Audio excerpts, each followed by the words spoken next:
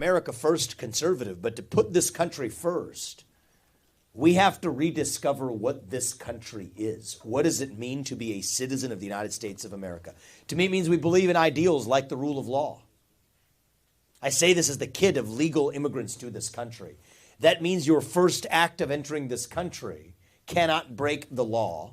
That is why we will use our own military to protect our own southern border and our northern border too. That's what it means to stand for the rule of law in the United States of America. It means that we, the people, create a government that is accountable to us, not the other way around. That the people who we elect to run the government ought to be the ones who actually run the government. That's the heart of my domestic policy agenda in this country. Right, you hear a lot of people in this country, we'll talk about, a lot of presidents will come through Iowa every 4 years or so, tell you about what they'll work with Congress to do. Forget that. That doesn't happen. Right, it's diluted out of existence by special interests. It's diluted out of existence by 500 people who can't really achieve something without actually having the sausage-making factory give us something very different than what went in. Forget that. I'm telling you what the U.S. president needs to do. Actually make sure at least the people who we elect are the ones setting policy, not the three-letter agency bureaucrats in the shadow government, the deep state, that's actually pulling the strings today. You want to drain the swamp, here's how you do it.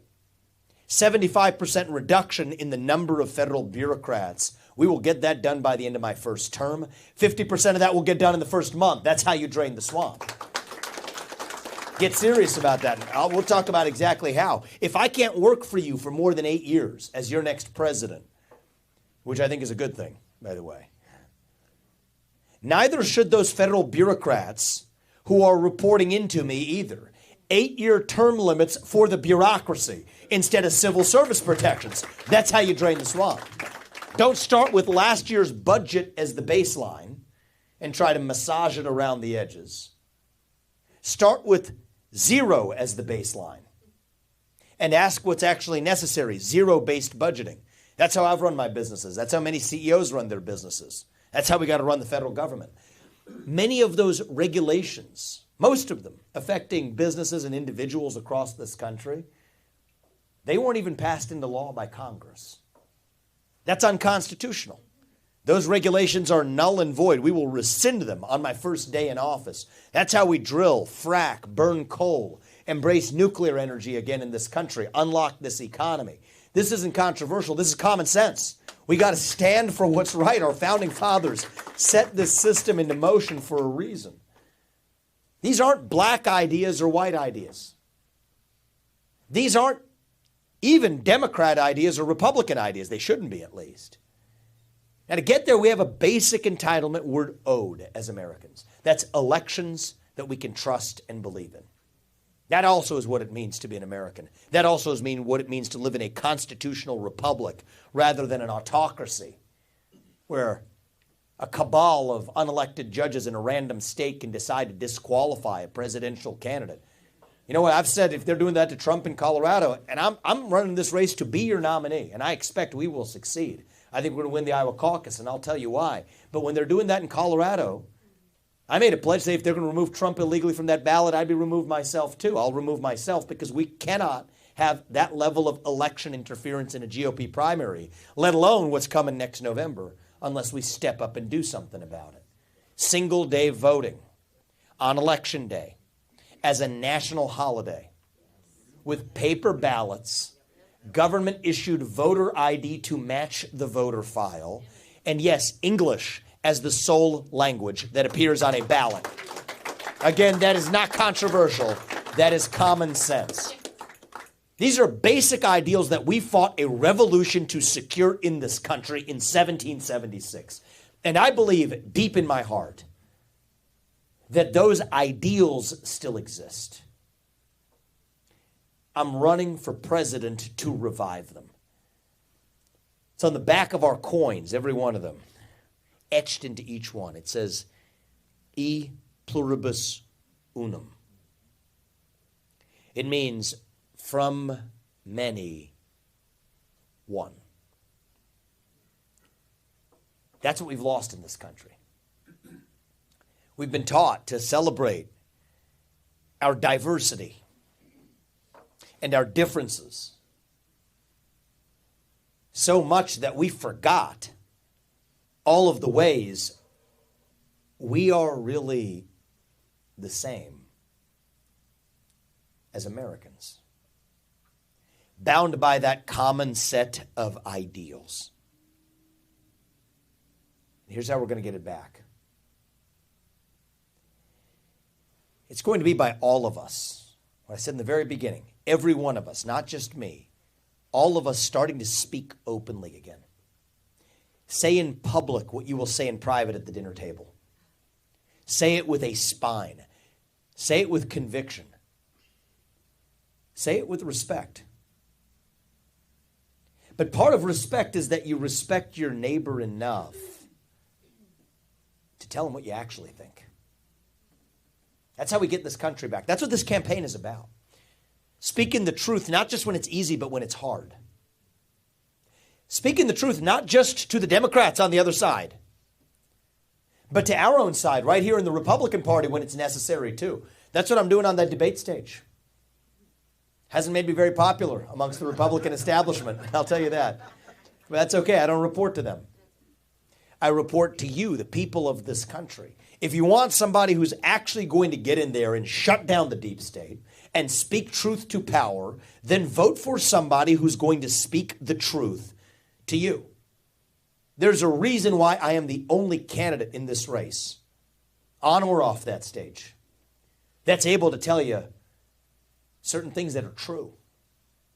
That the carbon dioxide capture pipeline, the CO2 pipeline making its way across half the state, using eminent domain to seize your land and the land of innocent farmers, that it is unconstitutional, that it is based on a climate change agenda, that yes, I'll say it is a hoax, because it has nothing to do with the climate and everything to do with letting China catch up to the United States. The only person in this race who can definitively commit to you that I will, on day one in office, pardon any peaceful protester from that day of January 6th, because we need that for one standard of the rule of law in this country. The only person who can actually tell you the truth, that Ronna McDaniel needs to step aside after 5 failed years of leadership of this party that's become a party of losers. We're done with that. But ask yourself, why am I the only candidate who's able to say these things to you? I'm new to this, and I'll tell you, politics, it's been eye-opening. You didn't think it's going to be bad. It was far worse than I expected. I was wrong. Every politician dances to the tune of their biggest donor. It's a fact. It's like a law of nature. The sun rises in the east, the sets in the west. Every politician's a puppet. In my case, that biggest donor is me. I refuse to be somebody else's circus monkey. I am not a pawn on a chessboard. I'd rather speak the truth and lose this election than to win by playing some carefully crafted political snakes and ladders. And my bet is that'll be the winning strategy. I think we're actually going to win the Iowa caucus. I'll tell you why, because most of the people supporting us are not polled. Many of them are first-timers. Many of them are young. Some are libertarian. Others are America First patriots who haven't thought of themselves as traditional caucus-going Republicans. So I think we're going to succeed. And I think that's how we're going to win this general election in a landslide. Bring actual people. It's not black versus white or even red versus blue. Forget that. Do you agree on those 1776 ideals enshrined in that flag? If you do, then we're on the same team. And we will not stop or compromise on those principles till we get that job done. We will speak the truth, not just when it's easy, but when it's hard. The things I'm saying in this race, they're controversial, not because they're false, but because they are true, because we know them to be true. But others are afraid to say in the open that God is real, that there are two genders. So I never thought I'd have to talk about that one. That fossil fuels are a requirement for human prosperity. That reverse racism is racism. That an open border is not a border. That parents determine the education of their children. That the nuclear family isn't a bad word. It's the greatest form of governance known to mankind. Capitalism is not something we should apologize for. It is still the best system we have to lift us up from poverty. Not crony capitalism, but the real thing. That there are 3 branches of government in the United States, not 4. That the U.S. Constitution is the strongest and greatest guarantor of freedom in human history. That is the truth. We fight for the truth. We stand up for the truth. That is what won us the American Revolution. That is what reunited us after the Civil War. That is what won us 2 world wars and the Cold War. That is what still gives hope to the free world. And if we can revive that dream over group identity and victimhood and grievance, then nobody in the world, not a nation, not a corporation, not a virus, not China, is going to defeat us. That is what American exceptionalism is all about. And that is what we are going to revive to save this great country. Thank you for coming out today, guys. God bless you and your families. And may God bless our United States of America. I want to open this up. I want to sit across the table from Xi Jinping. I better be ready to sit across the table from our own voters. Give me the hard ones. Good morning. I love how you're an outsider. I love that. I don't think I will ever vote for another career politician. I can't stand them, and I think they can be bought, and that's one of the things I love about you. With that being said, when you are elected president, one of your challenges are going to be finding a good cabinet that's loyal to you, that's not entrenched in the deep state. How are you going to find those people, and how are you going to weed them out? Yeah, so the first thing is you got to clean the deck that's already there. This is where they duped Trump, actually. And they told him things like, you can't fire those federal employees because of civil service protections. Read the law. Those civil service protections do not apply to mass layoffs. They only apply to individual employee firings. Because the logic is I can't fire you at the SEC because I disagree with your views on gun rights. But they don't apply to mass indiscriminate firings. That's why I said we're going to have mass firings 75% across the board. Mass firings are absolutely what I'm bringing to the D.C. bureaucracy. So that's the first thing you got to do is actually got to clean house for the people who are already there. Otherwise, you strike the swamp strikes back. The next thing you got is a lot of the people we bring in, about half the people we bring in, will be people who don't come from that same environment. I mean, you can't cure cancer by using the cancer to do it. So you got, I think this is the other place where Trump came in with an America First agenda, but you put in John Bolton to Nikki Haley to God knows who. It's hostile to your own agenda. You're not actually going to get the thing done.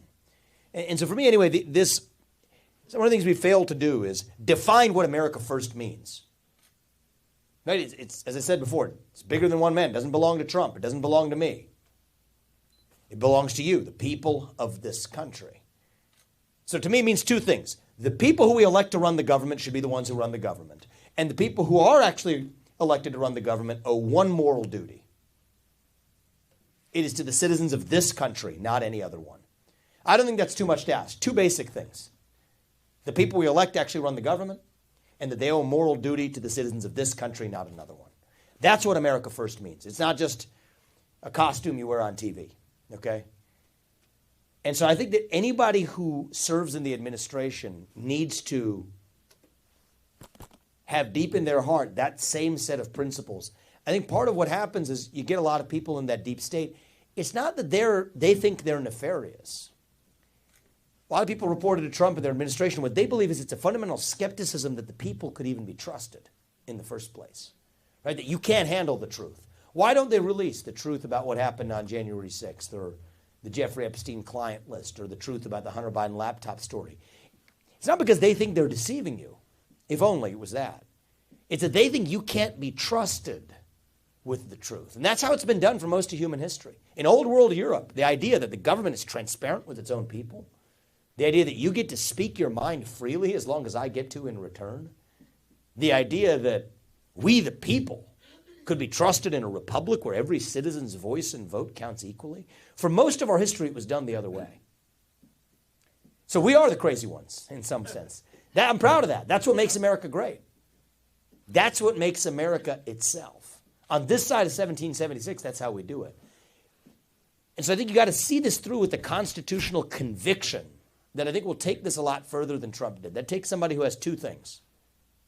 One is you got to be an outsider, as you said, somebody willing to break glass, sharp elbows. I bring that. Trump brought that in some measure in 2016. But it also takes an outsider who knows and understands the law and the Constitution deeply, so I won't be duped.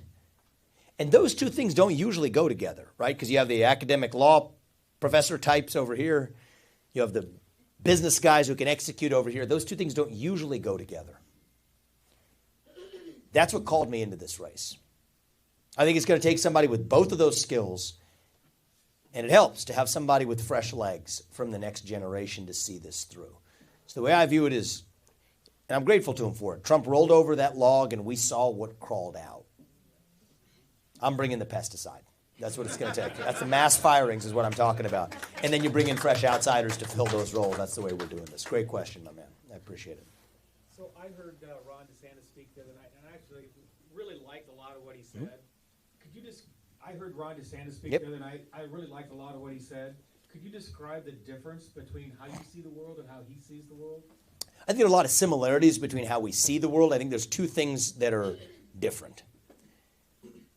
There's some small policy stuff here and there, but the big things that are different, I will say, number one, he's a very good executor in Florida. Not perfect, but you can always pick on something somebody's done, Monday morning quarterback. You could do that to Trump or to DeSantis. I'm not doing that. By and large, very good governor. But I think when you're talking about who's going to be the president of this nation, it's a different role than just being an executor as governor. I think you have to be able to stand for our national ideals, to revive national pride in the next generation. I mean, 60% of young Americans say they would sooner give up their right to vote than to give up their access to TikTok right now. That's where we are. Young people are lost. I think all of us, in some ways, are lost. We are hungry for purpose and meaning and identity. At a time in our history when the things that used to fill that void, faith in God, patriotism, belief in country, hard work, family, these things have disappeared. That leaves a black hole in our hearts. And when you have a vacuum that runs that deep, that's when the poison fills the void. Wokeism, transgenderism, climatism, COVIDism, Zelenskyism, you could go down the list. Depression, anxiety, fentanyl, suicide. My belief is these are symptoms of a deeper void. And so the difference between Ron DeSantis and me is this. And Ron, I gave him my first book the first time I wrote it, Woke Inc. And he read it thoroughly. I think he implemented or attempted to implement some of the ideas that are in there. Ron has been playing a good game of whack-a-mole.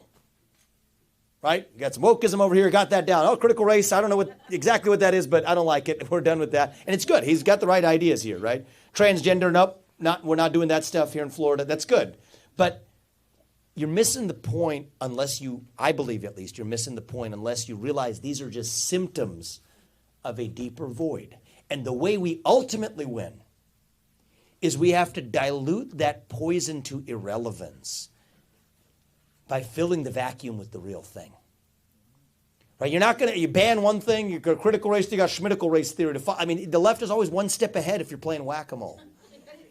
We got to revive civic pride, civic identity. Answer what it means to be a citizen of this nation. There's an old expression, if you have a hole the size of God in your heart and God doesn't fill it, something else will instead. Right? You don't pledge allegiance to that flag, you'll pledge allegiance to a different flag. The transgender flag, literally, you have one. Or the Ukraine flag that pops up on people's front yards who don't have the American flag up. I mean, that's what's going on. And so I think it takes a leader who can understand that, to speak to it, can reach and lead the next generation.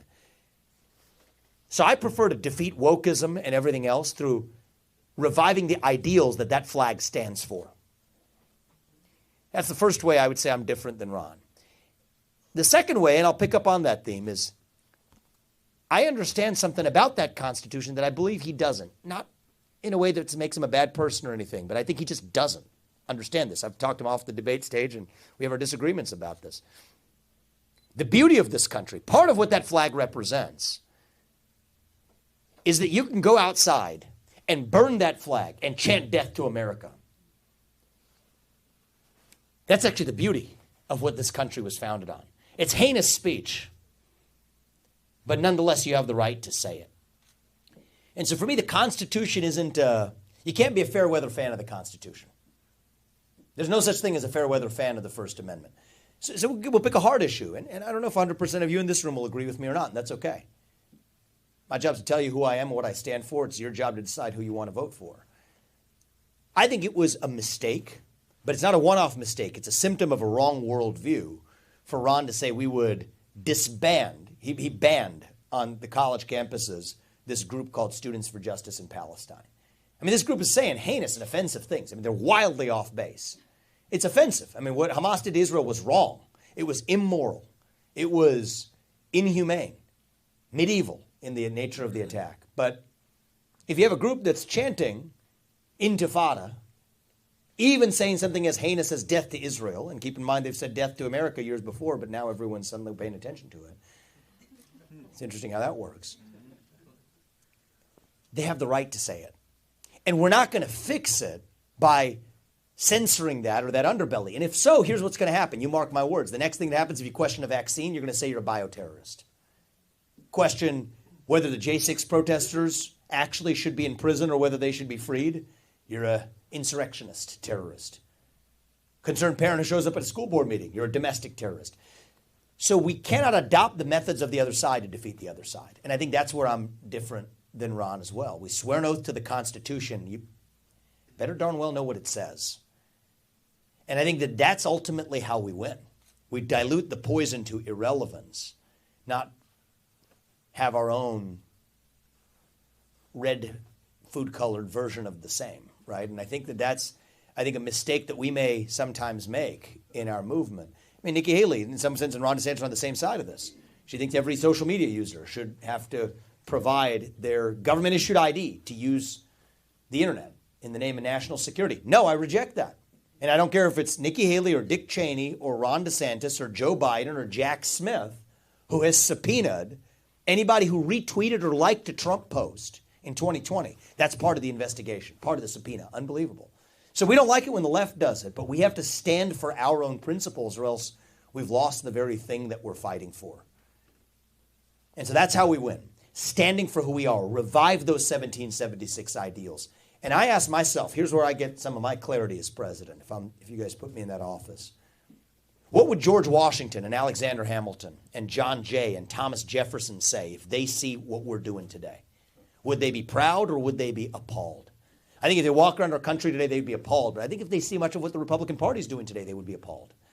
That's the standard that I use, and hopefully that gives you a sense for where I think I'm a little different than some of the other candidates. Thank you. I appreciate that.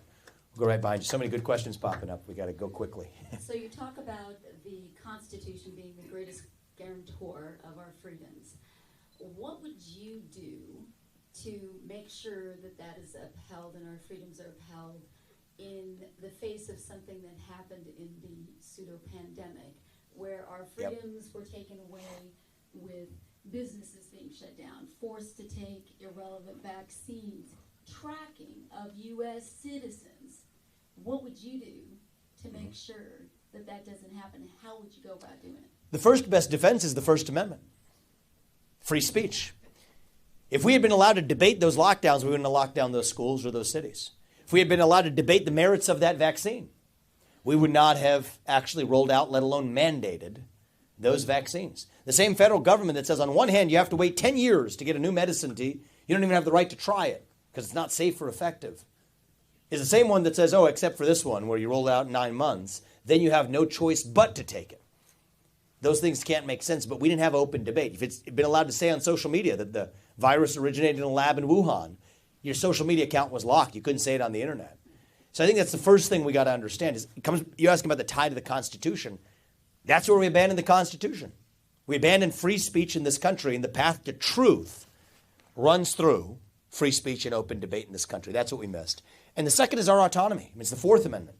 The idea that your person, effectively the same spirit at least, cannot be searched or seized, can't be seized in a different way. Your private property, the same way they can't have that eminent domain rolling across, use eminent domain to build a CO2 pipeline across your land. Same thing as the sovereignty of your own household. And so I think that reviving those, standing by those principles would have allowed me to say absolute free speech, especially in times of so-called emergency. Medical freedom is paramount. Individual choice is how we are individually sovereign. That's what's enshrined in our Constitution. And if we're to at least fix the mistakes of the past, I can't change the past. But one of the things I'll say, actually, that brings us full circle is, at that fourth debate, I was asked the question about what do we think about those who have taken the vaccine and what justice looks like. I mean, they didn't phrase it that way, but that would be the way I would take a good version of the question. I said that they needed to strip, and as U.S. president, I would strip, the special liability exemptions for vaccine manufacturers. That's crony capitalism. Normally, if you deliver somebody a product and it harms somebody, you get to sue them in response for the harm they did, except it turns out if you're a vaccine manufacturer, you have this special shield of liability. So I said, and I commit to it, I will repeal that special shield of liability. I believe I'm the only presidential candidate in this race who's committed to do that. Then to bring this full circle, during those 4 minutes of the debate in the live stream online, including on Rumble where you could see it, it says, we will return to the program in 4 minutes. They cut that off. It's unbelievable. So you could see the video of where I said it from being there, but in the online stream, it was actually cut off. So it comes back to that circle, but what's that? That's the Constitution. They'll say, oh, no, that's not a constitutional issue because it's a private company making these censorship decisions. Not quite. It was government actors pressuring private companies, threatening private companies to censor speech that the government, and not even the government, but the deep state within the government didn't want to see rolled out. So that's the way I would lead. Stick to the Constitution. Medical freedom is paramount. Free speech is paramount. Individual sovereignty is paramount. But it goes back to the gentleman's prior question. You got to be grounded in the why in the Constitution. You can't just be reactive and playing whack-a-mole. You got to be grounded in your principles. And it's during the tough times that you're actually most tested, and that's when the Constitution matters the most. Thank you for that question. We'll come to this gentleman here. Oh, thank you. You talk a lot about purpose and finding your purpose. Yes. And 26 years ago, I felt like I found my purpose to become a teacher in our high school and a coach. And over 26 years, I've loved what I've done. In recent times, it's become more and more challenging because it feels like we're being essentially attacked from both sides. Yeah. And when I committed to be a public school teacher, I committed to teach all kids, regardless, like you, of my own personal, religious, or personal beliefs. I'm going to teach every one of them, you know, the basics of education of what we're committed to teaching. And you talk about the Department of Education. Yes. I believe education is the silver bullet of what we're talking about here, preparing the next generation. Otherwise, I wouldn't have done what I've done. So what does that look like, and can you expand on that? Sure. Thank you for your service. I mean, in many ways, when you think about the long-run future of the country, you're closer to the front lines than I would be even as a president, educating the next generation of young Americans and reviving that sense of civic pride and identity and achievement and self-confidence that we're missing today. Keep doing what you're doing. What grade are you teaching? High school. High school. So I go to the head of the snake. When you go to the problem, get to its root cause. And in this case, a big part of that root cause of the cancer in our educational system is the U.S. Department of Education. So I've said, this is my purview as U.S. president. A little different than Trump here. I'm not going to put Betsy DeVos on top and say, figure it out. Get in there, shut it down, return the $80 billion budget to parents, localities, schools across this country. Allow every parent to then choose where they send their kids to school. That's how you actually have true competition in the marketplace. That's just the first step, not the final step. I think 80% of the time, especially in cities, and maybe less true where you are, but a lot of the cities in this country, if you're moving a kid from a worse performing school to a better performing school, you're moving them to a school that actually spends less money per student, which is actually staggering. So I think some of those students should be able to take some of that money with them. Many of those kids in the cities would then graduate with a six-figure graduation gift. It's not even close, which is a better use of money. And my view is transparency is part of this. If you're going to teach it in the classroom, put it on the internet. If you don't want to put it on the internet, you probably shouldn't be teaching it in the classroom. So that's at least a fair rule of thumb. If it's in the classroom, at least let the parents know what's being taught. And then I think we do need a revival of civic education in this country. I think every high school senior who graduates from high school should be able to, I would say should be required, to pass the same civics test that every immigrant has to pass in order to become a voting citizen of this country. I don't think that's too much to ask. You got to have skin in the game to play in that game, and we deserve an educational system that lifts those kids up to be able to do that. Now, this generated a lot of controversy from the left. They say, is this the new Jim Crow? I'm the face of white supremacy, apparently. Anybody open your eyes for a second? Doesn't really make sense, but I think it's about civic pride. And so anyway, we were actually at a pizza ranch like this a couple weeks ago, and a girl who came to that event, she was about your age. How old are you, if you don't mind me asking? You're in 8th grade, so maybe 12 years old? 13? This was a 10-year-old girl, Lena Anderson was her name. She had heard about this controversy. She brought in a printout of a 100-question test and had a little handwritten note for me on it. And she showed it to me, and she says, hey, I just wanted to let you know. She said, I've been getting bullied in my class a lot, and I've been seeing them try to bully you about the civics test, and I just wanted you to know that I took this civics test, and I scored 100 out of 100, and 60% is a passing score. And if this 10-year-old girl can do it, I think every high school senior should be able to do it too. And I thought, hey, how about that? That lifted me up. And I think that's part of that sense of pride and self-confidence that I'm sure you're instilling in your kids, in the students you teach, that we're going to have to revive in this country. But let's get rid of the Federal Department of Education, get them out of it, and restore that back to localities across this country. What about homeschooling? Yeah, including. I mean, it's what we're starting with our kids with. So. With that, I think a big distraction in schools and in just children's lives is cell phones, social media. Yeah. It's hard to kind of focus on what we need to focus on. Yes. My 13-year-old is very upset because she still doesn't have a cell phone, and she's the for only the better. one. So you could say some words on that too. Yes. And how you feel just with all of that in bringing our kids up and bringing them or giving them purpose. Yes. Thank you. Thank you. Thank you for bringing your kids as well today. On I had the day off. Oh, you did? Awesome. That's great. That's great. On the homeschooling point, yes, putting the $80 billion back allows parents to determine the education of their children. Private school, charter school, public school, or homeschooling should all be on that option for what we actually facilitate and support. And so that's where I'm on that. On the question about digital media as it relates to kids. So here's what I'll say. We live in a free country. Sometimes living in a free country means you're free to make the wrong choice. But kids aren't the same as adults, right? So in the same way in the gender question, I'll say the same thing. If you're a grown adult, you're a man, you want to wear a skirt, I'm not going to stop you. We live in a free country. Now, I personally believe that that's a mental health condition, and some of those people deserve compassion and help, but we're not going to stop you. But kids aren't the same as adults. So I've said in a different context, we'd ban genital mutilation, chemical castration, gender-affirming care of any kind in kids under the age of 18, because I've met young women in this campaign trail, some of whom have had hysterectomies, some of whom have had double mastectomies, who regret this in their 20s, but they did it in their teen years. So in that same spirit, just like you can't smoke an addictive cigarette by the age of 18, or get a tattoo by the age of 18, or have a drink of alcohol by the age of 21, which Reagan effectively enshrined nationally in 1984, I don't think you should be using an addictive social media product before the age of 16 either.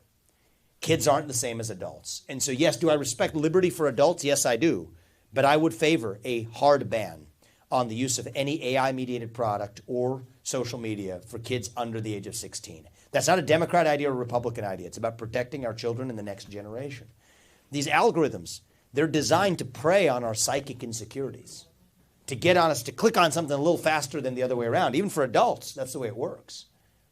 Now, we have to fill that vacuum by reviving the things that ground us, from faith to family to otherwise. But for kids, that's a wide open blank slate. And I think that's dangerous for the psychic fortitude of kids going forward. And so I think that's an easy decision. Any algorithmically powered social media, ban kids under the age of 16. As an adult, you're free to decide what you want to do. And the other thing I would say is cell phone usage in schools, take it out. Put it in the locker as soon as you come in. Get it out of the locker after you leave. Probably not folks like yourself, but a lot of poorly funded, poorly run inner city schools, it becomes a tool for the teachers to just get through the day. That has to end. And I think that this is our most valuable national asset. It's our kids, the next generation. I say this as a father of 2 sons myself. That's something that we will be able to do, and I think we'll address a lot of this mental health epidemic of anxiety and depression spreading like wildfire across the country. That's when young people turn to toxic ideologies to substitute for that hunger that they have, that inner hunger for purpose and meaning. Yes, we've got to fill it with the real thing, but we've also got to stop them from being, I would say, exploited by many of the algorithmic and AI-driven modalities that are designed to prey on those insecurities. That's the answer to your question. Thank you. Last question. Oh, yeah, so many. Okay, we'll go right there, and then I'll give you the final word. All right. We'll go take 2 more. So conservatives get criticized all the time that they're going to cut Social Security, and obviously in the Iowa caucuses, you're bringing in younger folks, but there's Yes. still going to be a lot of older folks that Yeah. go to caucus night.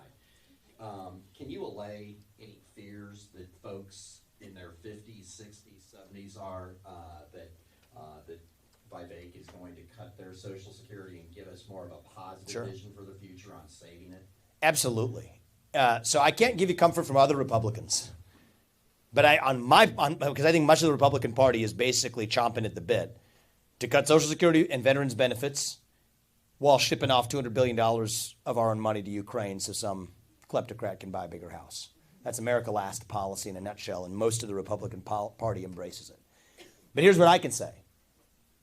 I think this is our last window, and I'm confident I will do it, to be able to fight our national debt without touching Social Security or Medicare. Here's how. Very practical plan. I'll get to brass tacks. I'm very familiar with the history of how we got to where we are. If the interest payments on our national debt become the largest line item on our federal budget, then we're toast. Then we're in quicksand. And there will be no option other than to go bankrupt or to make some cuts. And that's where that's happening about 5 years from now. So part of what drives me is my sense of urgency to understand this is our last window to get this right. Here's how we do it. Get the oil and natural gas out of our ground, sell as much of it as possible, and buy down $7 to $8 trillion of our national debt instantly. It'd be the first thing that I do. Second thing is, $7 trillion of our national debt was due to 2 wars in Iraq and Afghanistan that didn't advance our interests. The Taliban is still in charge in Afghanistan 20 years later, for God's sake. Iraq is a more broken country than we showed up. Don't repeat those same mistakes in Ukraine. Then that 75% reduction in the federal employee headcount and the federal bureaucracy, that's how you get this done. Now our national debt's under control without touching Social Security and Medicare. And let me give you some more confidence on how I think about this. You said forward-looking positive vision. Fine, let me give you one more thing. I don't often bring this up, but it's actually something that I am confident we can get done. What if instead of having a conversation about reducing Social Security benefits, what if I told you we were focused instead on asking how do we increase Social Security benefits without even increasing the national debt?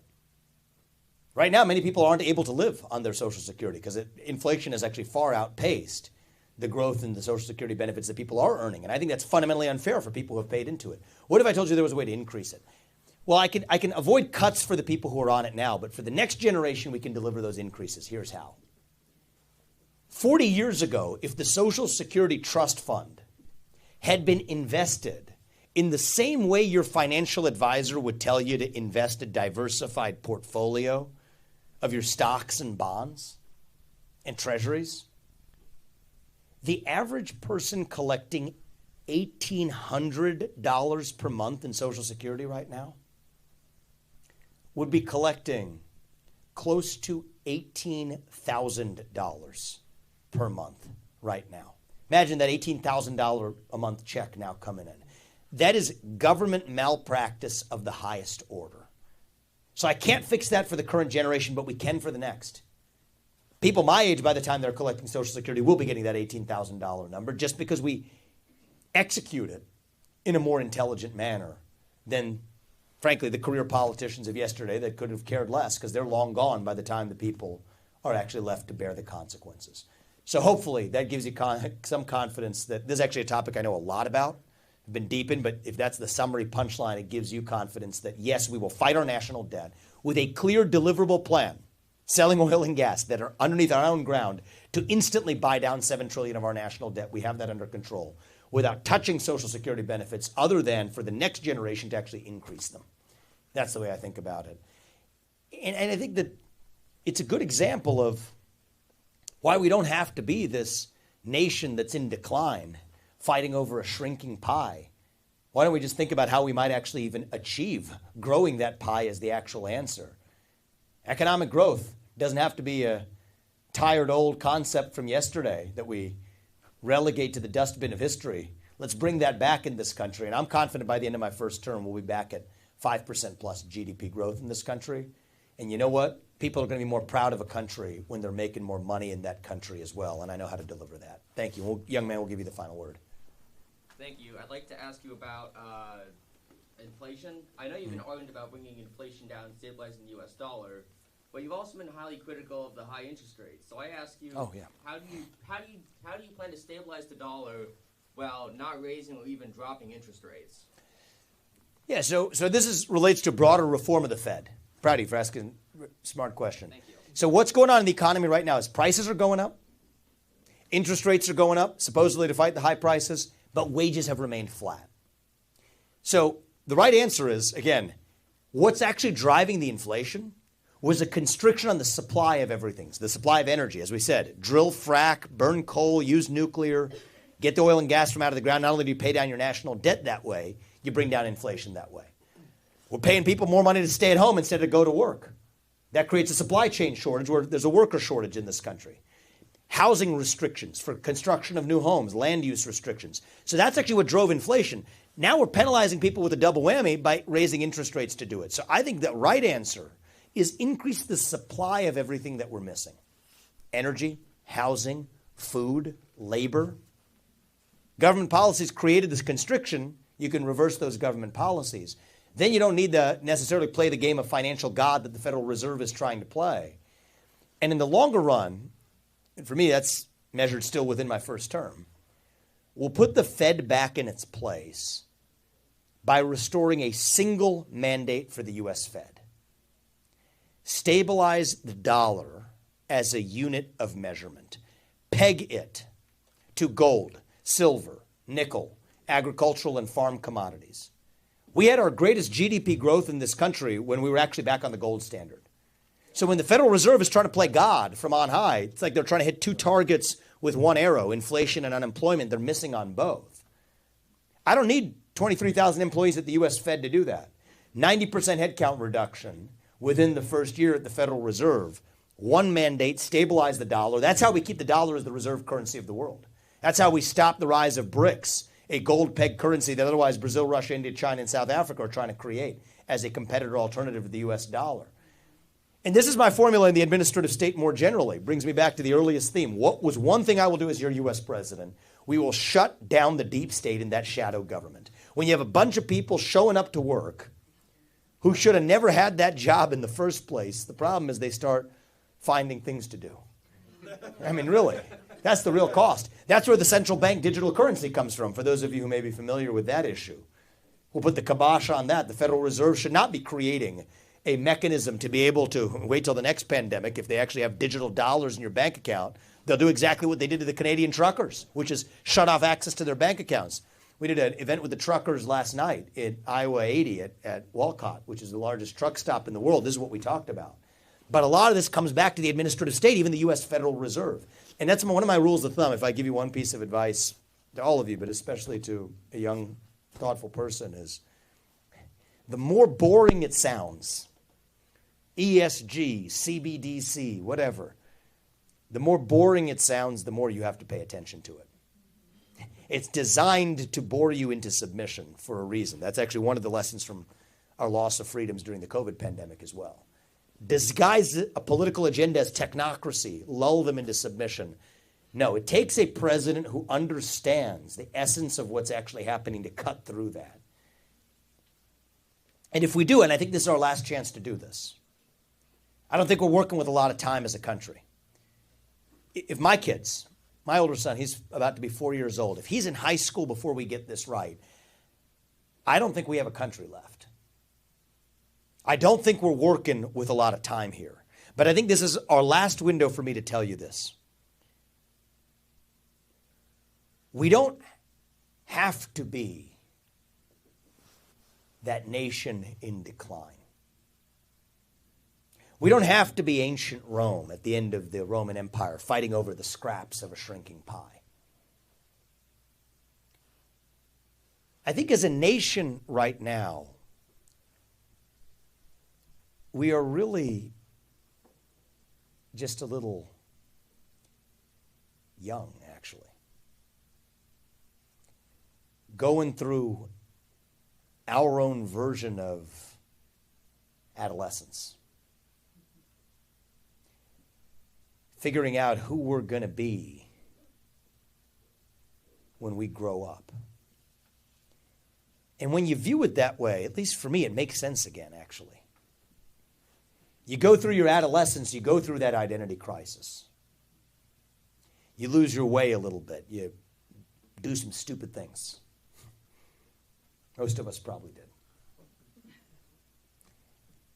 But we are stronger for it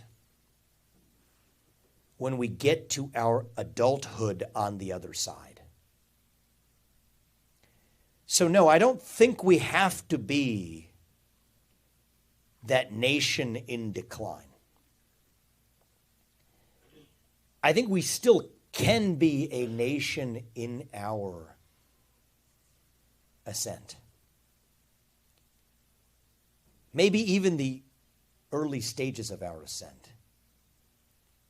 The way I see it, maybe we're not even at base camp.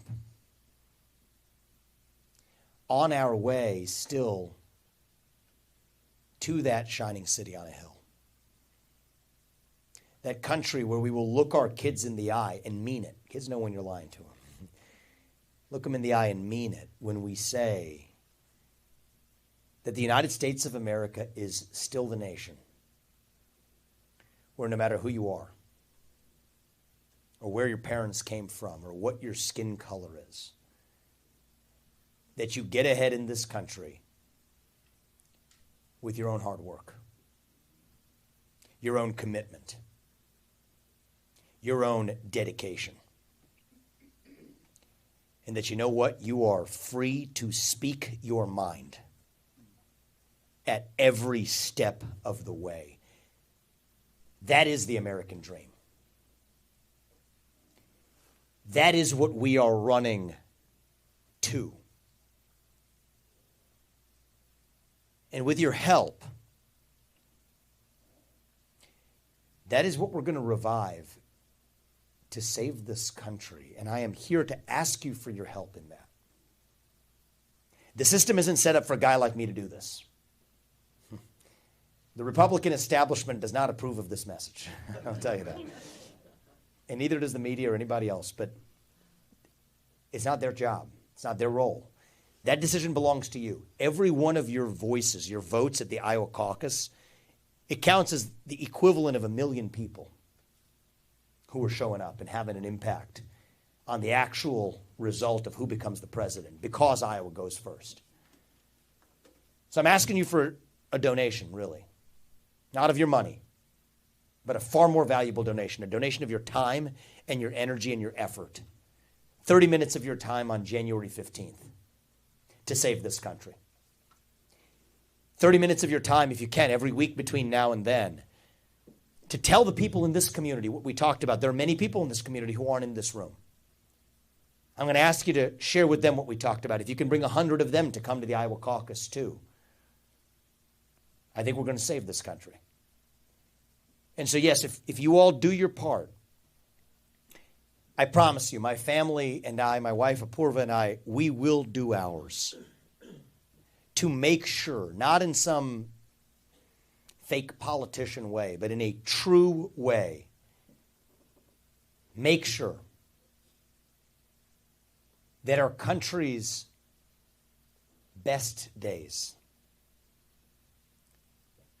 are actually still ahead of us. Thank you for coming today, guys. God bless you and your families. And may God bless our United States of America. Thank you. Thank you, guys. Thank you. I appreciate it. Thank you.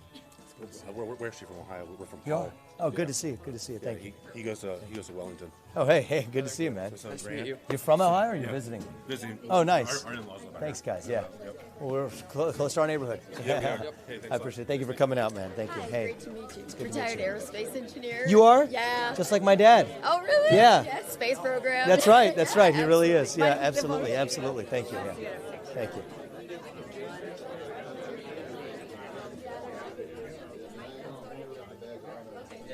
Got it? Thank you. What's your name? Christy. Christy, I appreciate your question. Great to meet you. My husband and I saw you in West Des Moines at Wellman. Oh, so hey, we good came to out see you again. Yeah, thank you. I feel like I had seen you. Sue Yeah, you and look Mike. familiar. Yeah, Good to see you. Yeah, good to see you. Good to see you. Thank you for so being much. here. I appreciate it. You're In a welcome. picture. Thank you. Thank you. Thank you. Thank you.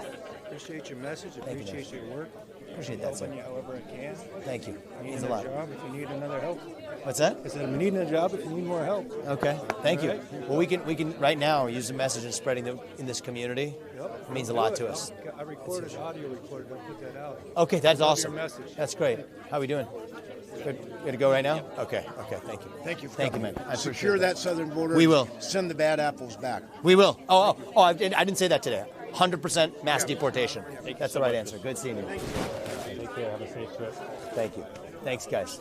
I appreciate you guys. Thank you. Thank you, guys. Let's get a quick one. Yep. Thank you. Thank you. Thank you. Thank you. Thank you for what you're guys. doing. Thank you. Thank you for being here, guys. Thank you. Thank you guys for being here, guys. I appreciate it. Thank you. Thank you, guys. It's an honor to be here, guys. Thank you. Saw you at the Thank you. Lincoln dinner. It was an honor. Oh, good. This dinner, so very good. Thank you, guys. I appreciate that. Thank you, sir. Thank you for doing what you taking do. my question. We just scratched the surface, but the spirit. You got to keep teachers in the profession too. Exactly. I think pay needs to be up for teachers. Yeah. I mean, I think compensations and undercompensation is a big problem, actually. Thank you. Thank you. Thank That's you where, if so I wasn't much. clear, that's where the $80 billion, that's part of, when I say local schools and municipalities, that's part of where you have retention too. That's the So thank hardest you. thing in the last I know it year, is. to see I know it teachers is. walk away that are great. I know it is. It's not even a shortage of the numbers, it's the retention. Yes. Yeah, so we understand that. Thank you. Yes. Full disclosure, What's that? I'm, Oh, I'm good. I'm sweating good. right Thank now. you. Full disclosure, I'm caucusing for Trump. Okay. I really Don't- like you. Keep an okay? open mind. That's all I would say. I I always love have- Trump, but yeah. And I love you too. But Yeah. are you really going to take your name off the primaries in Colorado? If they keep him off, I'll take my name off. That's what I said. I'm looking you If straight they keep in him the off. eye. Yes, if they keep him off, I made a commitment. Good I don't for make you. commitments that I don't keep, all right? Okay. Because that's you got to Good stand you. for what's right. It's not about me. It's not about Trump. It's about this country. We got to have elections in this Exactly. future. That's what it is. And I agree. It's with about you. this country. They You have my can't word on that. decide who we vote for. That's right. That's election interference, and we can't stand for it. Okay, good. So I'm in this for the You country. gave me faith there. Yeah. You have my word on that. Okay, And thank any you. other state that does it, we're going to do the same thing. Okay. And I'm going to require that every Republican does it too. I can't. Thank you. Good to Can see we get a picture? Thank you. Thank you. Yeah, let's do it. Thank you, socialism. I like that. 1, 2, 3. Thank you, guys. Thank you so much. Come out on January 15th, guys. Thank you. Spread the Thank message. you. Good Thank to you see you so guys. much. What did you mean on social media when you said that they're not going to, they're going to take Biden out and it's not going to be Newsom? It's not Oh, going to be, this is a longer story. It takes a dark turn, but I think it's. I mean, I have a good sense of what's going to happen here. okay. They're leading into a trap. They're not going to let Trump get anywhere near the White House. They're not going to let him. What about So the goal is, have him be the nominee, and by hell or high water, one way or another, they're not going to have him. They're not going to let him. what about the other two though? It's not them. Who is it? It's within our own party. Okay. It's within our own party. Yes, it is. Hey. Look at the people who voted to keep Trump off the ballot. Who are they putting up? Who are lawsuits to keep him off the ballot? Larry Fink to Reid Hoffman. Who are they propping up? So it's a game. And I'm in this to make sure that doesn't happen. But they want it to be a two-horse race, eliminate him, put up actually the Trojan horse within the Republican Party that keeps the war machine humming and keeps the restrictions on speech and the censorship agenda. Get it done. Who needs Democrats when you can get it done through the Republican Party? Okay. So you do the math. Okay. You do the math on that. That's what's coming. Hey, thanks again for taking my about it. question. Yeah. Really appreciate I it. appreciate you. And I Thank you. appreciate your candor. Thank you. Yeah, we're not going to touch Social Security or Medicare. Yeah, I appreciate that.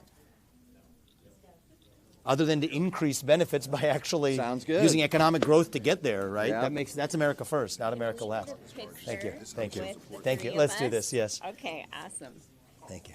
Are you able to take it? Oh, great. Thank you, guys. All right, we girls. appreciate you guys coming out For Thank their you, guys. day off. Come on, guys. Thank you. So, yeah, I already Thank you so much. Thank you. I appreciate Great. it. Yeah. You spread the message and come on January 15th. Thank you. We appreciate that. All right. Thank you very much, guys. Sir, I'd like to say. Oh, thank you, sir. I'd like to see the ACLU defunded. Yes, And- well, and the the- federal government shouldn't be funding them anyway. Yeah, right. And I'd like to see the Ivy League schools defunded. Well, the federal government should not be funding Right. these, propping up any of these universities, really. Yes. And that's part of what contributes to the high cost of college education. Yes. Get them back to their own purpose, thin the fat. We don't need woke Four Seasons resorts, which is what they're trying to Exactly, subsidize. We need yeah. actually education. Some people should get 2-year and 1-year degrees more than they are today, too. Yes. So I appreciate it. Thank you for your service. You serving the 36 years. 36 years? Okay. Thank you very much for serving for your service, man. Thank you for answering my Hey, question. thank you. I appreciate you being a thoughtful young man asking a smart economic question. How old are you? I'm 15. You're 15?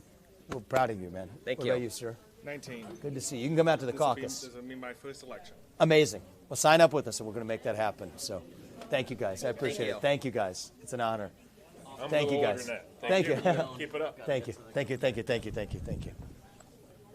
You're gonna follow real fast, Vivek? So on the way out, yeah, okay, all right. Yeah. Here. Thank you. Thank Thank you. you. Thank you, guys. Thank you. Thank you, guys. Yeah, Thank you, guys. Take care, guys. Thank you. Take care. Thank you. I came all Take the way care. from California. Take care. California.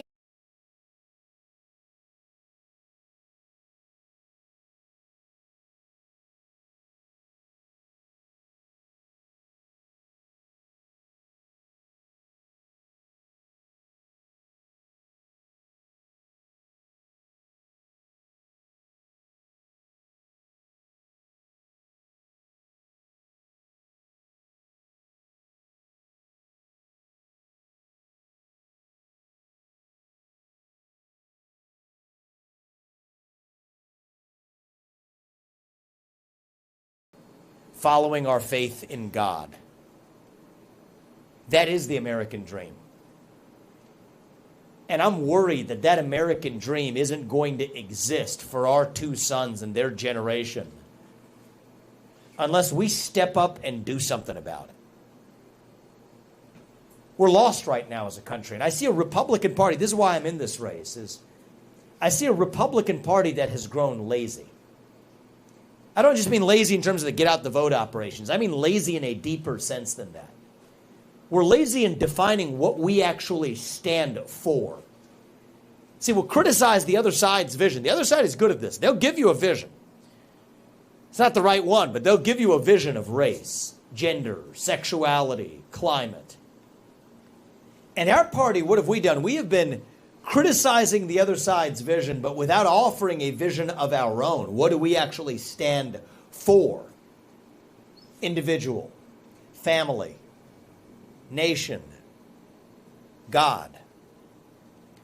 That beats race, gender, sexuality, and climate if we have the courage to actually stand for something. We can't anymore just be the party that's running from something. We got to start running to something. To our vision of what it means to be an American today. What does it mean to be a citizen of this nation? To me, it means we believe in the ideals of 1776. The ideals that set this country into motion 250 years ago.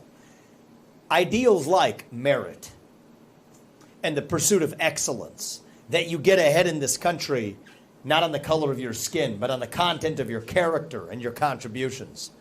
That is why I've said that we will end affirmative action and racial group quota systems in every area of American life. It's been a cancer on our national soul, and we are done with it. It means we believe in the rule of law. And I say this as the kid of legal immigrants to this country. That means your first act of entering this country cannot break the law. That is why we will use our own military to secure our own southern border and our northern border too. That's what it means to stand for the rule of law in the United States of America. It means that we, the people, create a government that is accountable to us, not the other way around. That the people who we elect to run the government ought to be the ones who actually run the government. Not the shadow government and those three-letter agencies, the administrative state, the deep state that runs the show today. So you want to drain the swamp? Here's how you do it. 75% reduction in the number of federal bureaucrats by the end of my first term. We'll get that done. Half of it done in the first month. That's how you drain the swamp. If I can't work for you for more than 8 years, which I think is a good thing, then neither should any of those federal bureaucrats reporting into me either. 8-year term limits for the bureaucracy instead of civil service protections. That's how you drain the swamp. Shut down government agencies that should no longer exist. From the FBI to the ATF to the CDC to the U.S. Department of Education. We will get in there and shut them down. Return that $80 billion to parents across this country who deserve to decide where they send their kids to school. Shut down the failed Bureau of Investigation. 35,000 employees at the FBI. 20,000 of them were in back office functions at the J. Edgar Hoover building. We're going to send them home, find honest work in the private sector. 15,000, they're cops on the front lines. Fine, we'll keep them. We'll move them to the U.S. Marshals or to the DEA, which have both been much better at fighting child sex trafficking or the drug epidemic, including fentanyl overdoses in this country. This is deeply practical. It's not just a slogan for me. We have clear plans to get this done. We just got to get in there to get started. Don't start with last year's budget as the baseline. Every time they start with last year's budget, which is based on the prior year's budget, which is based on the prior year's budget, all of which are broken, all of which are corrupted by special interests. Start with 0 as the baseline and ask what's actually necessary. That's how you drive change in this country. That's how you address the national debt. That's how you make sure that our next generation isn't loaded with $200,000 of debt that you didn't sign up for on your own shoulders. That's how you actually exercise power as the President of the United States for the next generation. This shouldn't be controversial. This is common sense. One of the basic things we need in order to actually get there for the long run, have lasting success in this country, is elections that we can trust and believe in. Single day voting on election day as a national holiday with paper ballots, government-issued voter ID to match the voter file, and yes, English as the sole language that appears on a ballot. That's not too much to ask. These are not black ideas or white ideas. These are not even Democrat ideas or Republican ideas. These are American ideals that we fought a revolution to secure in this country. And I believe deep in my heart that those ideals still exist. I'm running for president to revive them. E pluribus unum shows up on the back of our coins. It's etched into each of them. It means from many, one. That's what we've lost in this country. I've been taught to celebrate our diversity and our differences so much that we forgot all of the ways that we are really the same as Americans, bound by that common set of ideals. And here's how we're going to get them back. It's going to be by all of us, not just me. All of us, just like I said in the beginning, speaking our minds in the open again. Say in public what you will say in private at the dinner table. Say it with a spine. Say it with conviction. Say it with respect. But part of respect is that you respect your neighbor enough to tell him what you actually think. You see, that's what this campaign is about. Speaking the truth, not just when it's easy, but when it's hard. Speaking the truth, not just to the Democrats on the other side, but to our own side in the Republican Party when necessary too. That's what I've been doing on that debate stage. It doesn't always make me popular amongst the Republican establishment, and that's okay. I don't report to them. I report to you, the citizens of this country. There's two things I get done for you. It's hardly America First movement, but we say America First, what does it mean? It means two things. The people we elect to run the government run the government. I'll fix that, shut down the deep state at home. And the second thing it means is that the people who we do elect, including the president, their sole moral duty is to the citizens of this nation. Not any other one.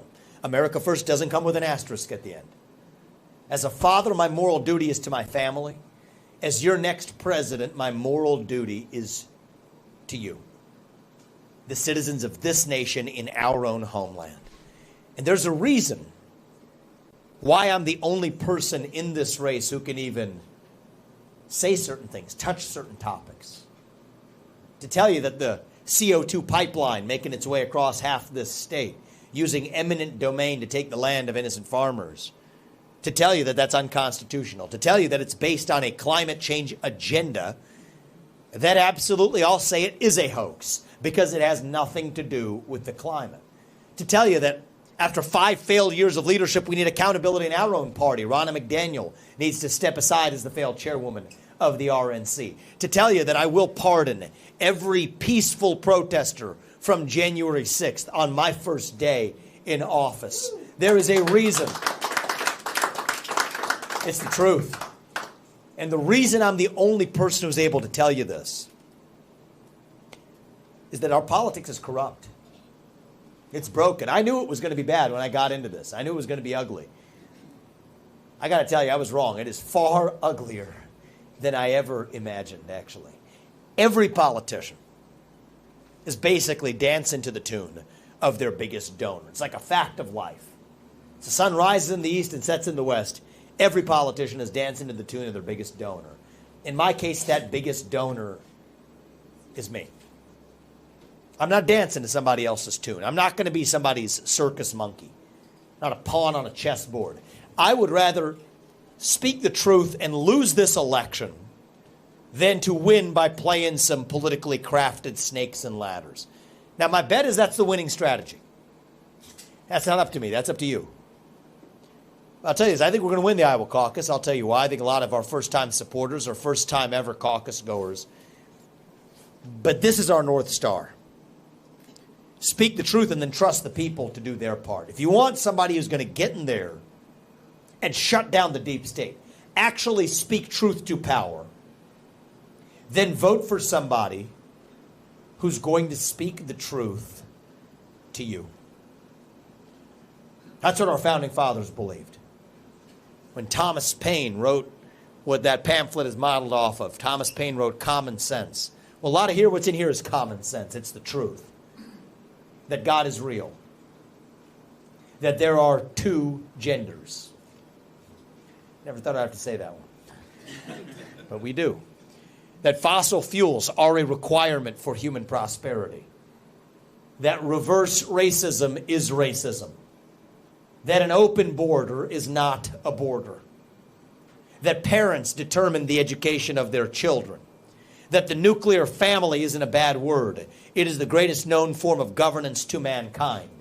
That capitalism isn't something we should apologize for. It is the best known system to lift us up from poverty.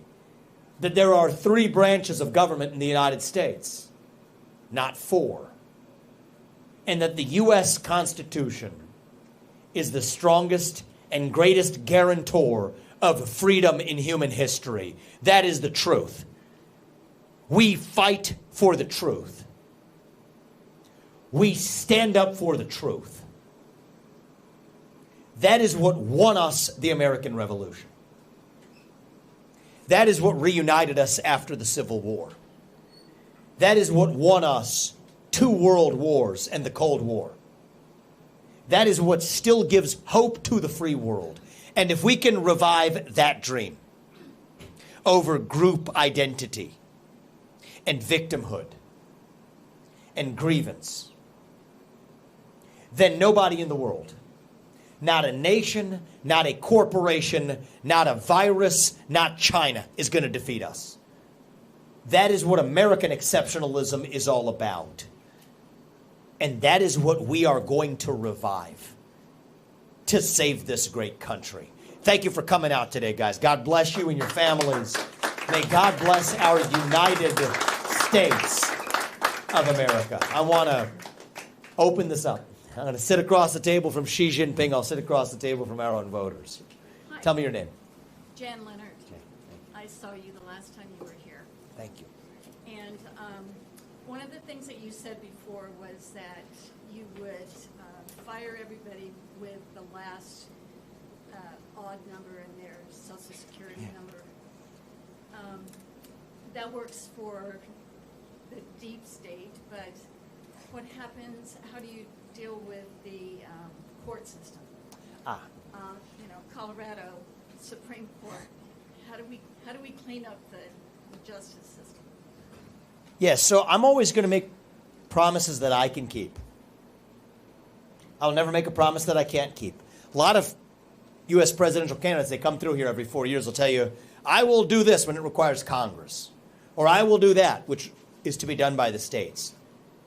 We each have a role to play. There's no single political messiah coming from the White House to save us. It doesn't work that way.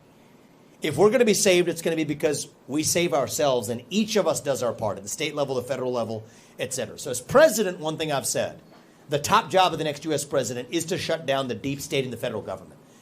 That much I know I can get done in a way that nobody else in this country, certainly in this race or in American politics, can. I have a deep understanding of how to do it, the capacity to do it, and we can get that done as the president running the executive branch of the federal government. And let's be real, what's happening in Colorado right now is a bunch of unelected state judges who are deciding in a partisan, more deeply than partisan, it's not just Democrat versus Republican. Some of the Republican Party, it's as a quiet underbelly, is rooting for what's happening here too, actually, but is making a decision to keep one man off the ballot. So I've tried to lead as I can in this race. I've said that if Trump is off the ballot in Colorado, and make no mistake, I'm running to be the nominee. I expect to be the nominee and to win the general in a landslide. But I stand for this country and what's right. If Trump is off the ballot, is forced off the ballot in Colorado, I will voluntarily remove myself from the ballot. And every other Republican should do the same thing too, because then that election interference doesn't work. That's what they're trying to do, is to play games with our system. That's what it requires as leaders to stand up for principle. But what can I do as the president about this? We will set minimal standards for the way elections are run in this country. They will always be administered by the states, as they should be.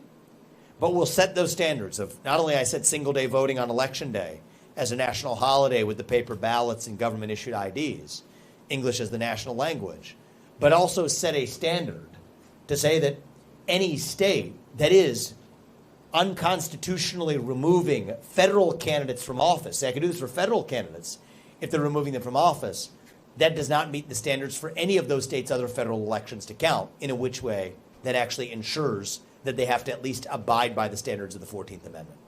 So that much I can do, but part of this is going to fall on the states, even for the state and local elections. That I can't change as a federal government.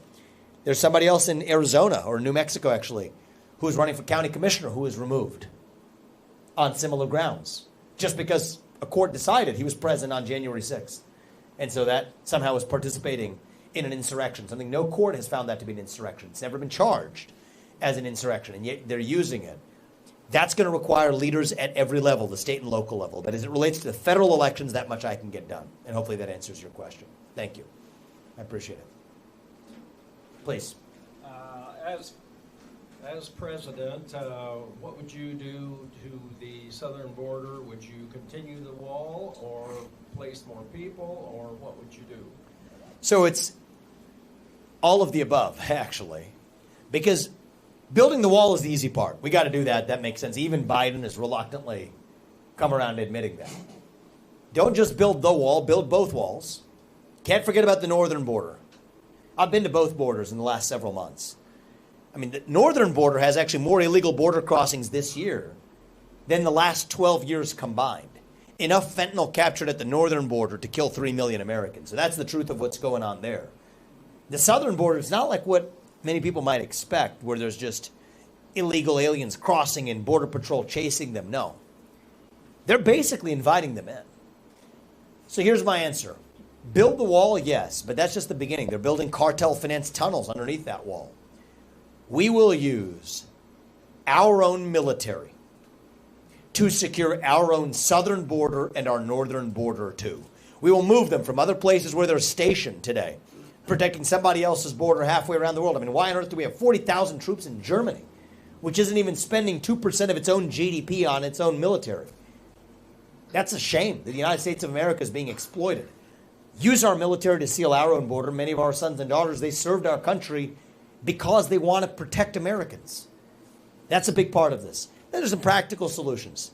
I've been to that southern border in the Rio Grande. There's aquatic barriers in that river they're able to use. Texas is trying to use them. The U.S. government isn't using them not because they don't work, but because they do work, actually. A lot of this is intentional. You're not supposed to talk about this idea of the great replacement theory, or you're a right-wing conspiracy theorist. But really, the Democratic Party has said for a long time, it's part of a core plank of the Democratic Party's platform to use mass migration as a way of achieving lasting electoral victories. I mean, that's the game they've been playing.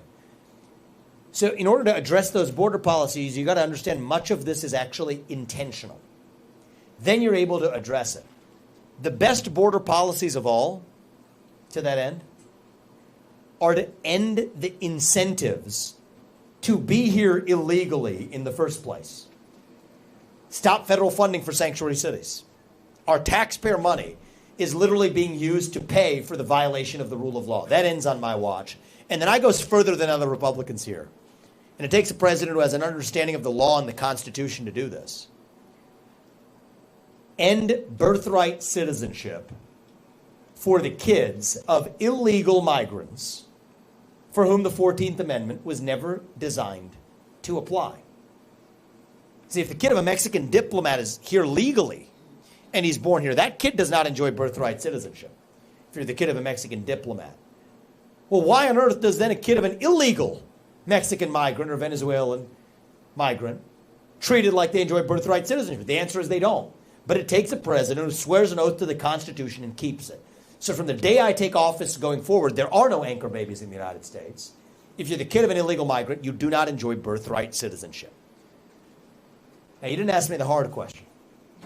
You're letting me off the hook. I'll tell you what the hard question is relating to the border. How do you read what you got? Yes.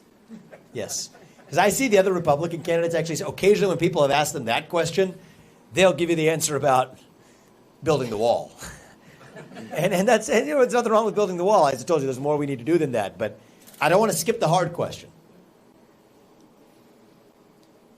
Sometimes as a parent, that's what gives me my moral clarity. I have two sons. One is 3.5 years old, and one is a year and a half old. My 3.5-year-old rides around on that bus with me. We gave him a break today. He's in Des Moines, but he's often with me. He's learning the Pledge of Allegiance right now as we speak.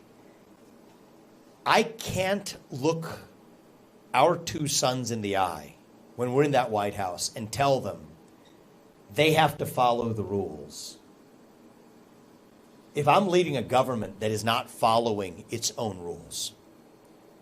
So the right answer on this one, the only right answer, if we're really standing for the rule of law, is that anybody who's in this country illegally will be returned to their country of origin. That is the only right answer to this question. Now, how do you do it? You might ask. They say there's only 6,000 ICE agents compared to millions who are already here illegally. Again, here's where it helps to have a president who not just comes in as an outsider, as I do, sharp elbows, break glass. I will do that. Trump brought that. I bring that, I think, to an even greater degree. But it also takes an outsider who knows and understands the laws and the Constitution, just like I told you about birthright citizenship, just like I told you about how we'll shut down the deep state. I'll tell you about this one. 287G, it's a provision in the law today. We don't need new laws. We need to use the laws we already have. That gives ICE agents, ICE is the Immigration and Customs Enforcement, gives them the power to delegate the ability to serve their warrants to local law enforcement. Now it's not 6,000 of them, it's 1 million of them. And then a country that put a man on the moon can absolutely get this job done. But it takes a president with a spine who understands not just the what, not just spouting off the Republican talking points, but understanding the why, grounded in the law with constitutional conviction to see that through. And so on that set of questions relating to our border, we will have our border sealed by March of 2025, 2 months after I take office. And by the end of 2025, we will have mass deportations well underway, if not completed, in this country. That much I can get done as your next president without asking Congress for permission or for forgiveness. As I told you, the promises I'll make you, those are the promises I can keep as your president without new laws required. That's why I'm in this. As my faith teaches me, God puts each of us here for a purpose.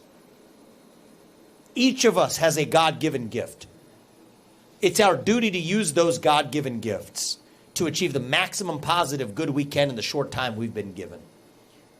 And for me, this is the moment that it requires a president who can break glass but also knows the Constitution. And I'm biased on this, but I think a president with fresh legs from the next generation to lead and reach the new generation and, dare I say it, unite this country and the citizens who actually do share our values in common to stand for those values. I appreciate that, man. Thank you. Thank you very much. And thank you for that question, sir. I appreciate it. Thank you. Thank you. You follow? I just wanted to give anybody else a chance. If not, I'll give this gentleman a follow-up on his question. Why don't you go, and then if we have time, we'll come right to you for the follow-up. Well, you were talking about how you're not really scared to say, I'm that same person. Most of these people can tell you that. So I'm going to hit you with the hard question. Good. I want that. I want that. So I've been asking the locals about you for months. You've been on my radar Thank for you. months. I am a Trump girl, but you're on my radar. I guess as you're an America girl. I am. Yeah. Very much Yeah. so.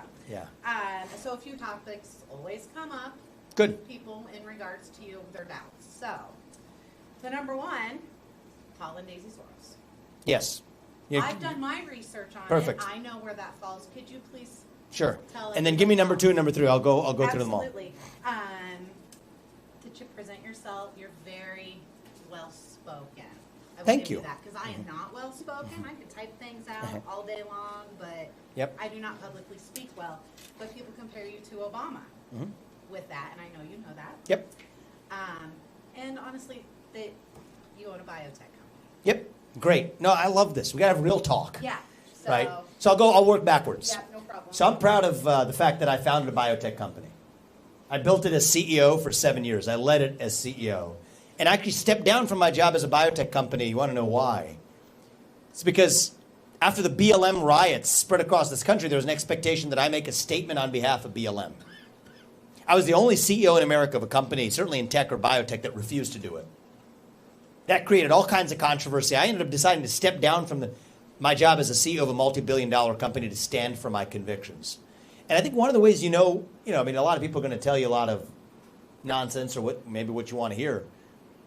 Look at what has somebody sacrificed to stand for their convictions. And that was, I think, that was one of the more difficult things I've done in my life. Step down from a comfortable trade-off position to be able to speak my convictions. But what's the point in having financial success if you can't speak? And so I told that story in my book, Woke Inc., that first book that I wrote. And so you can probably get to know that journey a little bit better. Now, as a biotech company, I think it's good. We should want companies who develop therapeutics. And I'll tell you the 5 medicines that I worked on that are FDA approved today. I couldn't tell you about all 5 of them. We don't have time. But I'll tell you about one of them. The one I'm most proud of is a life-saving therapy in kids. 20 kids a year are born with a genetic disease where 100% of those kids die by the age of 3 if they're untreated. I worked on a therapy where a majority of those kids live lives of normal duration. Another one's a drug for prostate cancer. Another one for endometriosis and uterine fibroids, women's health conditions that pharma has ignored. The drugs I developed were the drugs that pharma refused to because pharma's corrupt. It's regulated by the FDA. It's a monopoly profits industry. And so I think it's important to have a president that not only has accomplished something, but understands how that game is played. I took it on as an entrepreneur, and there's a reason why the people in big pharma strongly despise my existence because I've called their bluff on it, and I built a multi-billion-dollar company. We should want that. So it's like the equivalent of calling Elon Musk or Rumble part of big tech is like the equivalent of calling me big pharma. Right. To the contrary, actually, I don't know if you guys know about Rumble, but I was actually one of the early investors in Rumble. Yeah, because I believe in standing up to big tech. I stood up to big pharma. And actually, I don't know how much you know about the ESG movement, but my next company I started was Strive, which stood up to BlackRock, offering an alternative to those ESG movements. And so I think we need more entrepreneurs to do the things that need to be done. But we can't be duped into, the super PACs in a presidential race will put all kinds of nonsense, say, oh, he had a biotech company. Yeah, you're darn right I did. We need our kind of people to stand for what's right and focus on this instead of political agendas. He started an asset management firm. Yes, because BlackRock is the largest asset management firm in the world using your money to advance somebody else's political agendas. We should want those alternatives. And yes, I invested in Rumble for the same reason, to stand up to YouTube. So that's where I come from there. And you can get my, some of that experience from my first book, which is Woking. A question about the second one. The second one you asked was. Your comparison to Obama. Oh yeah, I mean, hey, look, I kind of a similar answer to the last one. Yeah. You want the other side to have a monopoly on people who are good speakers? No. You want the other side to have a monopoly of people who are young and able to reach the next generation? I mean, what are we? We're trying to kill ourselves here as a Republican Party? Like, what is that what we want? I mean, if you want me bumbling around here and not knowing the first thing about what I'm supposed to talk about, I don't know if I could pull that off. We'd go for somebody else, right? But we should, it's the same thing. We want to compete in developing medicines, compete in technology, compete in asset management through entrepreneurs, people who know what the heck they're doing. Same thing with our politics. I mean, say what you about Obama. He's not a dumb man. Biden, but Obama's he's not a dumb guy. We should want people who are going to go toe to toe, and then I would say, and then some, with respect to actually winning this war. And we are in the middle of a war in this country. It's a war for who we are as Americans. It's a war between those of us who love this country and those of us who want the United States of America no longer to exist, fundamentally. And so it's like the equivalent. Somebody's coming out with the other side of the war. If they're bringing bazookas, we shouldn't be bringing water guns. Okay, and so it's not this, and I think we fall into this trap sometimes to say that, oh, there's something wrong with that technology. Well, you run a social media company or whatever. It's just like a gun, right? You can put the gun in the hands of the wrong person or the right person. We got to use it to achieve what's right. And then to that end, this first question, and this one, I have to admit, cracks me up to the end. I'm going to take this. I have full confidence I will take this one to my grave, and that's okay. So, yes, I accepted a scholarship at the age of 24, a generic scholarship, awarded by what is called the Paul and Daisy Soros Fellowship, which has the same last name as this other bad guy called George Soros. All I'll tell the people in our movement is think. Don't be duped. I mean, the government and left-wing media, they've duped us for a long time, but don't be duped by anybody, all right? Let's talk some real talk here. So I'll tell any kid, if somebody's going to give you a generic scholarship to go pay for law school when you're 24 years old and there's no strings attached, hell yes, you should take it. Absolutely. Take that money and pay for your education so you don't have that debt hanging on your shoulders. That's what I did 100%. At the age of 24, and I'm proud of it. And I would do it every time all over again. Now, if they tell me, like a biotech CEO, oh, but you have to say X, Y, or Z, hell no. I wouldn't. Nobody's going to pay me to buy for what I say or do. But to lift the curtain on dirty politics for a little bit. And I love and I respect Donald Trump as a competitor in this race, but let's have some fair talk since you brought up your Trump girl. I mean, Trump took a $160 million loan from George Soros. Yep. Let's have some real talk about that, right? I don't think he's controlled by, and that's George Soros, not some other guy who happens to have the same last name. Not his brother. Right, yeah, exactly. I mean, Ron DeSantis had a fundraiser with one of George Soros' investment partners, so I'm not excoriating them on those things. But be smart.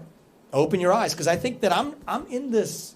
I don't covet being the next president. I'm volunteering to do this because I believe it is going to take somebody with the gifts that God has given me. And yes, if some of those are being intelligent and speaking well to the people across the next generation, I'm going to use those gifts to reach a next generation that is lost, completely lost for purpose and meaning in this country. I mean, young people in this country, 60% of them say they would sooner give up their right to vote than to give up their access to TikTok. That's where we are right now.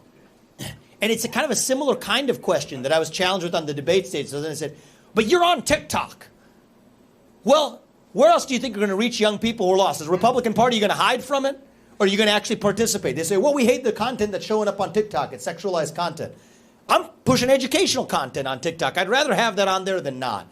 And so that's a difference in philosophy. So you got a lot of the Republicans that say, oh, I don't like something, I'm going to retreat from that. This is our country.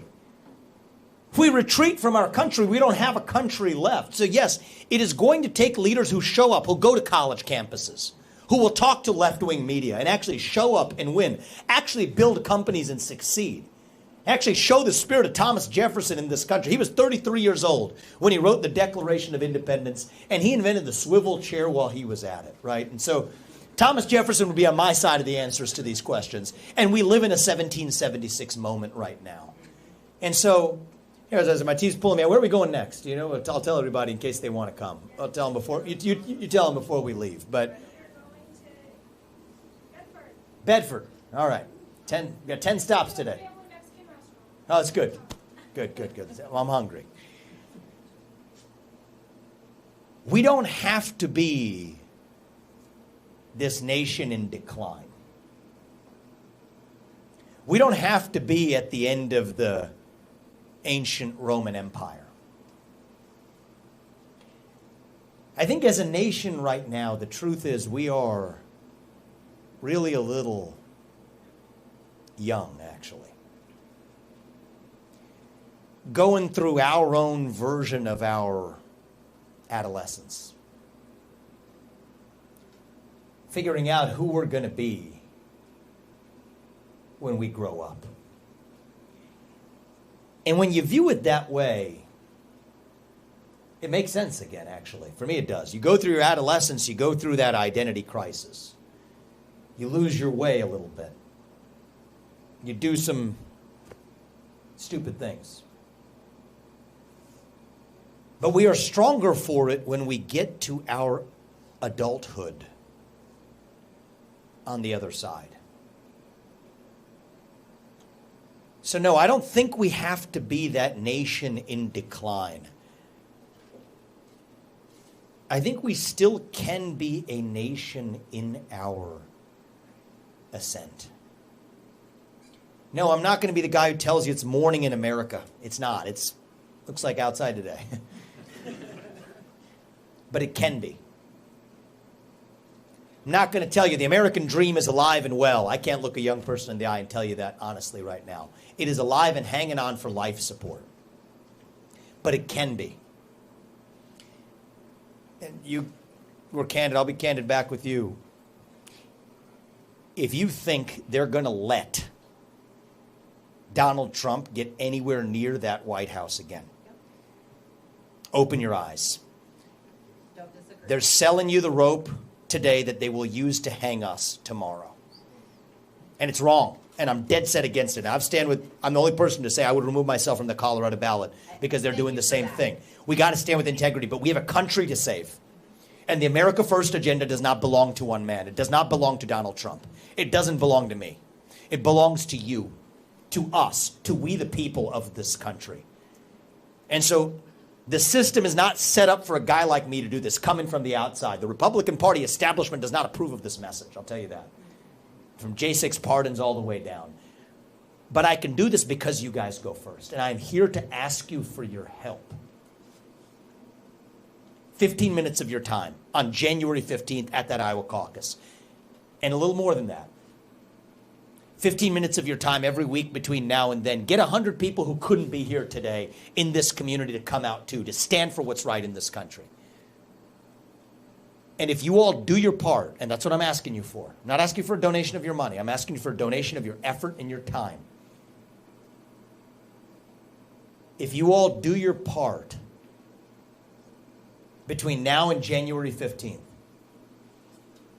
I promise you, my wife Apurva and I and our family, we are going to do ours to make sure, not in some cheesy politician Barack Obama kind of way, okay, but in a true way. Make sure that our country's best days are actually still ahead of us. Thank you for coming today, guys. God bless you and your families. And may God bless our United States of America. Thank you. Thank you, guys. I appreciate it. Thank you. Thank you, man. I appreciate it. Thank you. Absolutely. Revolution, we can count on a man to lead the I charge. appreciate it. Thank you, guys. And again, we really need your help and support. That 15 minutes every week, 15 minutes on caucus night. Please get with us to be a precinct captain. It's a great time. I love this group. Thank you. Nice to meet you. Thank you. Appreciate that. Appreciate you for coming. Spread the word for your friends. I will. Thank I always you. say stay skeptical. Yeah. As long as it comes from a good place for this country, I always embrace it. But we have a country to save. I agree. I love appreciate it. it. Thank you. Love you back. I Thank hope you get it. Thank you. Thank you. With your help, spread the message. I think we can do this. Good question too, man. I appreciate it. Thank you. Okay. You're cycling. Yeah, Brock Purdy. That's good. That's good. Yeah, it's good. It's good to see you guys. This guy's got the other. It's good. Good to see you, man. Good to see you guys. Thank you. Here, we need a photo op. Thank you. You don't remember me. Last time I It's good saw to you, see I you. told you I loved you. I love you back. Give me. What's your name? Tell me again. Jan Leonard. I'm the mayor. You're the mayor. Oh, that's you here. Yeah, Thank that's you. right. I told you we're going to require people at the local. I told you that. Exactly. Not just the president, but mayors. Exactly. Thank you. Thank you for doing what you're doing. We require that. Thank you. Thank you. Say something too. Yes. We're a military family, active duty. My husband's been serving for over 20 years. And I just want to make sure that the next president doesn't deploy our soldiers and leave them to die. You have my promise on that. And thank you to your family and to your husband for his service.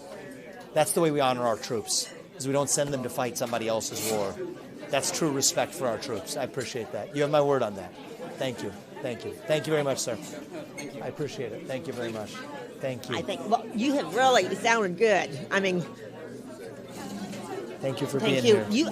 You spread the message. I wasn't even going to listen to you, but then my boss talked me into. He owns this place. Oh, he Talked me does. into coming here, and I thought, I don't know. And he showed me a couple YouTubes, and Thank you. you I'm sound glad you're good, here. and you're Thank young. you. Yeah, well, That's what we need. Let's use that to our advantage, Yes. and reach the next generation. Thank What's your name? Faith. Faith. Oh, it is Faith. Okay, good. I say I love your necklace. Okay, good. We need to revive Faith. Yeah. Yeah.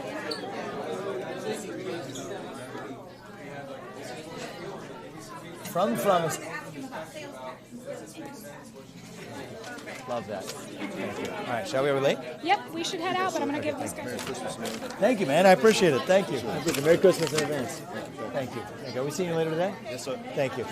Yeah, one more quick question. One of my son-in-laws is a police officer, and he quit because of throwing urine on him, and It's unbelievable. yeah, and there's no Police respect. officers need to do their job without fear of being sued. Right. That's what's going Right. to change. So Right. we can tell him we got his back. Yeah. Yeah, we're going to stand for that in this. I appreciate it. Thank you for your side. See a corrections officer. Thank you for being here. Thank you, guys. This place is awesome. Thank you. Yeah, we love that. Oh, you do. It's awesome. This place is great. Thank you. Thank you. Thank you. Love this diner. It's not much, but it's. Thank you. Okay. Thank you. Yeah. I appreciate you Yeah, guys. thank you. Spread the message, okay? Thank you, guys. Thank you. Let's roll. Let's go quick. Yep.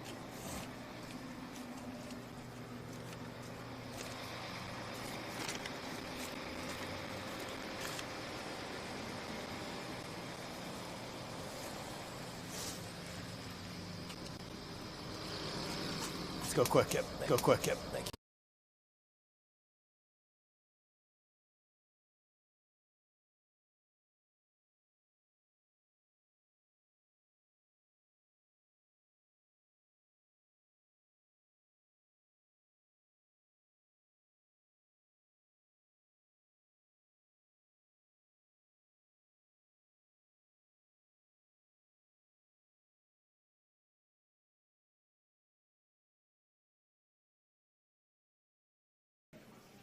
And I'm worried that that American dream isn't going to exist for our two sons and their generation unless we all step up and do something about it. We're lost as a country right now. What I see as a Republican Party is a Republican Party that has grown lazy, actually. That's why I'm in this race. A Republican Party that's grown lazy, not just in the get out the vote operation sense of lazy, but lazy in defining what we actually stand for. The other side is good at this. They'll give you a vision. It's not the right vision, but it's race, gender, sexuality, climate.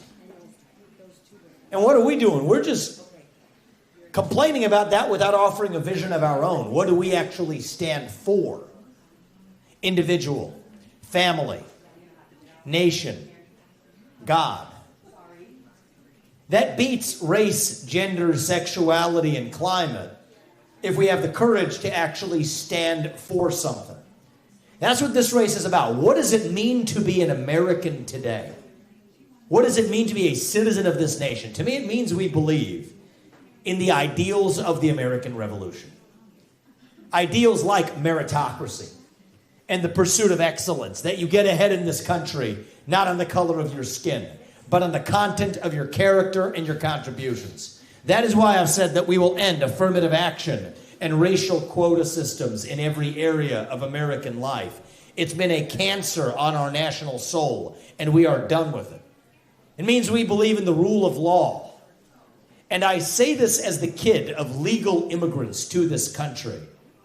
That means your first act of entering this country cannot break the law. That is why I've said that we will use our own military to secure our own southern border and our northern border too. That's what it means to stand for the rule of law in this country. It means that we, the people, create a government that is accountable to us, not the other way around. That the people who we elect to run the government ought to be the ones who actually run the government. Not the shadow government in the deep state that's actually running the show today. So you know what? If I can't be your next president for more than 8 years, which I think is a good thing, then neither should those federal bureaucrats reporting into me either. 8-year term limits for the bureaucracy instead of civil service protections. That's how you drain the swamp. 75% reduction in the number of federal bureaucrats by the end of my first term. That's what we're going to get done, half of that in the first month. Don't start with last year's budget as the baseline and try to massage it. Start with 0 as the baseline and ask what's actually necessary. Zero-based budgeting. That's how you tackle the national debt. This shouldn't be controversial. This is common sense. We need elections we can trust and that we can believe in. Single-day voting on election day as a national holiday with paper ballots and government-issued voter ID to match the voter file. And yes, you know what? English as the sole language that appears on a ballot. That's not too much to ask. These are not black ideas or white ideas. These aren't even really Democrat ideas or Republican ideas. Not really. These are American ideals that we fought a revolution to secure. And I believe deep in my heart that those ideals still exist. I'm running for president to revive them. E pluribus unum. It's on the back of our coins for a reason. It means from many, one. That's what we've lost in this country. In the name of celebrating our diversity and our differences, we've forgotten all of the ways we are really the same as Americans. Bound by that common set of ideals. And here's how we're going to get it back. It's going to be by all of us. Not just me. Every single one of us starting to speak the truth in the open again. Say in public what you'll otherwise say in private at the dinner table. Say it with a spine. Say it with conviction. Say it with respect. But part of respect is that you respect your neighbor enough to tell him what you actually think. That's what this campaign is about. Speaking the truth, not just when it's easy, but when it's hard. Speaking the truth, not just to the Democrats on the other side, but to our own side right here in the Republican Party. That's what this campaign is about. There's a reason why I'm the only candidate in this race who can say certain things. That the carbon dioxide capture pipeline, working its way through half this state, is unconstitutionally using eminent domain to seize the land of innocent farmers. That it's based on a climate change agenda that, I'll say it, that is a hoax. because it has nothing to do with the climate and everything to do with letting China catch up to the United States. That I'll pardon every peaceful protester from January 6th on my first day in office, because that's the right thing to do, to stand for the rule of law in this country. That Ronna McDaniel, the failed chairwoman of the RNC, needs to resign after 5 failed years of leadership. Why am I the only person in this race who can say these things? I'll tell you why. It's because politics is a corrupt game. It is a dirty sport. I was a businessman before I ran for office this year. I'm new to being a politician, but I'll tell you, every politician dances to the tune of their biggest donor. And in my case, that biggest donor is me. I'm not dancing to somebody else's tune. I refuse to be somebody else's circus monkey, somebody's pawn on a chessboard. That's not how it works for me. I'd rather speak the truth and lose this election than to win by playing some political snakes and ladders. But I think that's going to be the winning strategy. That doesn't belong to me. That belongs to you, that decision. If you want somebody who's going to get in there and speak truth to power, vote for somebody who's going to speak the truth to you. God is real. There are 2 genders. Fossil fuels are a requirement for human prosperity. Reverse racism is racism. An open border is not a border. Parents determine the education of their children. The nuclear family is the greatest form of governance known to mankind. Capitalism is still the best system known to man to lift us up from poverty. There are 3 branches of government in the United States, not 4. And the U.S. Constitution is the strongest and greatest guarantor of freedom in human history. That is the truth. We fight for the truth. We stand up for the truth. That is what won us the American Revolution. That is what reunited us after the Civil War. That is what won us 2 world wars and the Cold War. That is what still gives hope to the free world. And if we can revive that dream over group identity and victimhood and grievance, then nobody in the world, not a nation, not a corporation, not a virus, not China, is going to defeat us. That is what American exceptionalism is all about. And that is what we will revive to save this great country. Thank you for coming out today, guys. God bless you and your families. May God bless our United States of America. We will not stop until we get this job done. I want to open this up. Let's practice what we preach a little bit. I want to take a couple questions before we head out. Don't hold back. Give us the hard ones.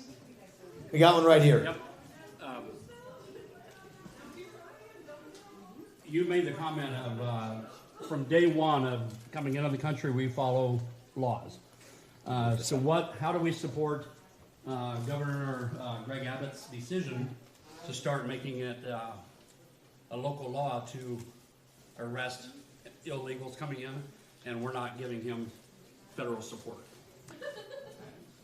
Oh, we have abandoned the rule of law as a federal government. I mean, why are people across this country not following the rule of law? It's because the federal government isn't following its own laws. So I've been to that southern border of Texas. Texas is trying to use aquatic barriers in the Rio Grande to stop people entering from their own state. The federal government's not letting them, not because those aquatic barriers don't work, but because they do. So I think to understand what's going on, if you think this is just incompetence, with due respect, you're missing the point. This is intentional. This has been part of the intentional project of much of the Democratic Party for the last decade, to say that they want mass migration to change the results of elections for years to come. It's supposed to be a conspiracy theory if you talk about it, but actually it's been the stated plan of the Democratic Party. But have a clear vision for how we actually solve that border crisis. I'm done complaining about it. I think as Republicans, we've been complaining about the problem for a long time. Now is our moment to actually, thank you for coming, sir. Now's our moment to actually start standing for solutions to that problem. Use our military, thank you. Use our military to secure our southern border. Use our military to secure our northern border. Actually complete both walls, not just the southern border wall, but the northern border wall too. Go further than that. Stop federal funding for any sanctuary city in this country. We shouldn't pay for breaking the rule of law. And then you know what we need to do is go further and end birthright citizenship for the kids of illegal migrants. It was never supposed to apply to them. Read the 14th Amendment carefully. It does not apply to them. We need a president who understands the law and the Constitution. If I'm going to swear an oath to the Constitution, I better darn well know what it actually says. That's the hard answer. We haven't had a president with the spine to stand up for that in a long time. Now, you didn't ask me the hard question. The hard question is, what are you going to do with all of the illegals who are already here? That's the hard question. So don't go easy on me. I'll tell you the answer to that question. Sometimes being a parent is what gives me my moral clarity. I can't be the father of 2 sons in the White House who tells my kids they have to follow the rules when the government that I'm leading is not following its own rules. So the right answer is anybody who's in this country illegally, we will return them to their country of origin, period. And people ask you how. Well, there's only 6,000 ICE agents. Here's the answer. You got to know the law. 287G, it's a section of the law that allows ICE agents to delegate their warrant power to local law enforcement. Now you have 1 million people on the front lines who can actually take care of this. That's how you solve this problem. It takes a president with a spine. It takes a president who's willing to break glass. I think it's going to take an outsider with fresh legs. And let's have some real talk. You guys have a decision to make in about 30 days. I'm an outsider. Trump brought some of that in 2016. I'll give him credit for that. But it's also going to take an outsider who knows and understands the law and the Constitution of this country. If you don't, they'll dupe you. They duped Trump. They told him you can't fire these civil service employees. Why? Because of civil service protections. Well, you know what? Read the law. Those protections only apply to individual employee firings. They do not apply to mass layoffs. Mass firings are absolutely what I am bringing to the DC bureaucracy. So that's what it's going to take to get this job done. And I think it's going to take somebody with fresh legs from the next generation. That's why I'm in this race. By March of 2025, we have the border crisis solved. By the end of 2025, we have mass deportations mostly underway, if not done. That's my answer to you, sir. Thank you. I appreciate it. Right here, sir. I'll give it to you. I don't know the microphone. If that's acting funny, I got it. I was just wondering, with the kind of open checkbook that's been opened up for places like Ukraine and even maybe Israel, what's your position on our involvement around the world? I got a position on this. I'll go back to my moral clarity as a parent. As a father of 2 sons, my moral duty is to my family. Nobody's going to shake me in that. As your next president, my sole moral duty is to the citizens of this country, not any other one. So I look at every conflict through what advances American interests. Ukraine does not advance our interests. We should not be sending $200 billion of our money to protect somebody else's border in Ukraine. We should be using our own money to protect our own borders in the United States of America. That's what I'll be doing as your next president. Avoid World War III, declare economic independence from communist China, and then use our own defense spending to defend our own homeland. Cyber defenses, super EMP defenses, basic border defenses, missile defenses that we're missing. If that can happen on October 7th in Israel, that could happen right here at home in the United States of America. So my message to Bibi in Israel would be, you know what? You have the absolute right to defend yourself. And we stand for your right to do so. What Hamas did was subhuman. You have the right to defend yourself. You smoke those terrorists on your southern border. You go ahead and do that. We're going to smoke the terrorists on our southern border. And that's how we're going to do things in the United States. But that's my moral duty as your president. That's how I'm going to lead this country. And that's not just good for America, it's good for the world. What hope does the rest of the world have if the shining city on a hill no longer shines? That's what it means. George Washington's vision for this country was to stand for the interests of our own citizens. I'm a George Washington, America First conservative. That's how I'm going to lead on the global stage with moral clarity that my duty belongs to you, not to any other country, but to this one. America First does not come with an asterisk on my watch. That's the answer to your question. Thank you. Right here. Oh, and then we'll go back there. The welfare system hasn't worked for 88 years, and it's one of the biggest draws to illegal immigrants. So what is your response to that? Do you plan to abolish it? Yes, is the easiest answer to that question. Lyndon Johnson's Great Society was the biggest misnomer in presidential history. A lot of that came through executive order. People miss this. Lyndon Johnson actually signed a lot into law, not actually by passing laws, but by the stroke of a pen. I'll give you one example, just a small one because I happen to know about this.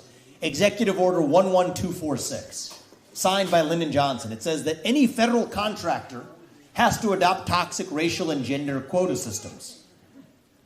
Well, that's not a law. It never passed through Congress. I'm taking a pen on day one. That's on my list of executive orders to negate. And the funny thing about this is, I mean, it's not funny, it's sad. These so-called welfare policies, they've added to our national debt. They're fundamentally unfair to the people who are working hard in this country, people who have jobs that are earning their income rather than just collecting it. But the worst part is they're not even good for the people they're supposed to help. They're paying single mothers more money not to have a man in the house than to have a man in the house. You know what's happened? Black family formation has plummeted since the 1950s. Today, about 45% of black kids are born in a single-parent household. It's not just black kids. 25% of all kids in this country are now born into a single-parent household because you get what you pay for. The ultimate privilege that I had was growing up in a two-parent household with a focus on education and instilling in us a belief in God. I think it'd be a great thing for every kid in this country to enjoy that same, I'll use their word, privilege. Yes, that is a privilege I want every kid in this country to enjoy. So on my watch, and this is how we end up to the welfare state, but the welfare mentality, we will stop using our own money to pay people to do the exact opposite of what's best for them. More money not to go to work than to go to work. More money not to repay your student loans than to repay your student loans. No, that ends on my watch, and I think that's also a big part of how we fight our national debt. You have my word, we're going to see that through. Thank you. We'll go to the gentleman right there. Thank you. Okay, we farmers around here become dependent on selling corn to ethanol plants the last 15 years. For those of us who make all of our money from farming, yep. Where you at on that? Because we're producing, the critics worry that we use fuel for, or corn for ethanol. Most people don't understand you don't even eat yellow corn. It's not human food. Yeah. So my question is, we're putting a third of every bushel back into the cattle rations that's ground for fuel. Where do you stand on 10 or 15% ethanol? I stand for the Renewable Fuel Standard, the RFS, which I assume you know what that is, sir. And the reason why is it's a pro-market justification. I hate fake politicians. Every 4 years for about 2 weeks, everyone will come here and tell you how much they love ethanol. My reason is, I love Iowa farmers, but my deeper reason is it is a pro-market justification. We don't have consumer choice at the pump today. You know why? Because of oil industry lobbying.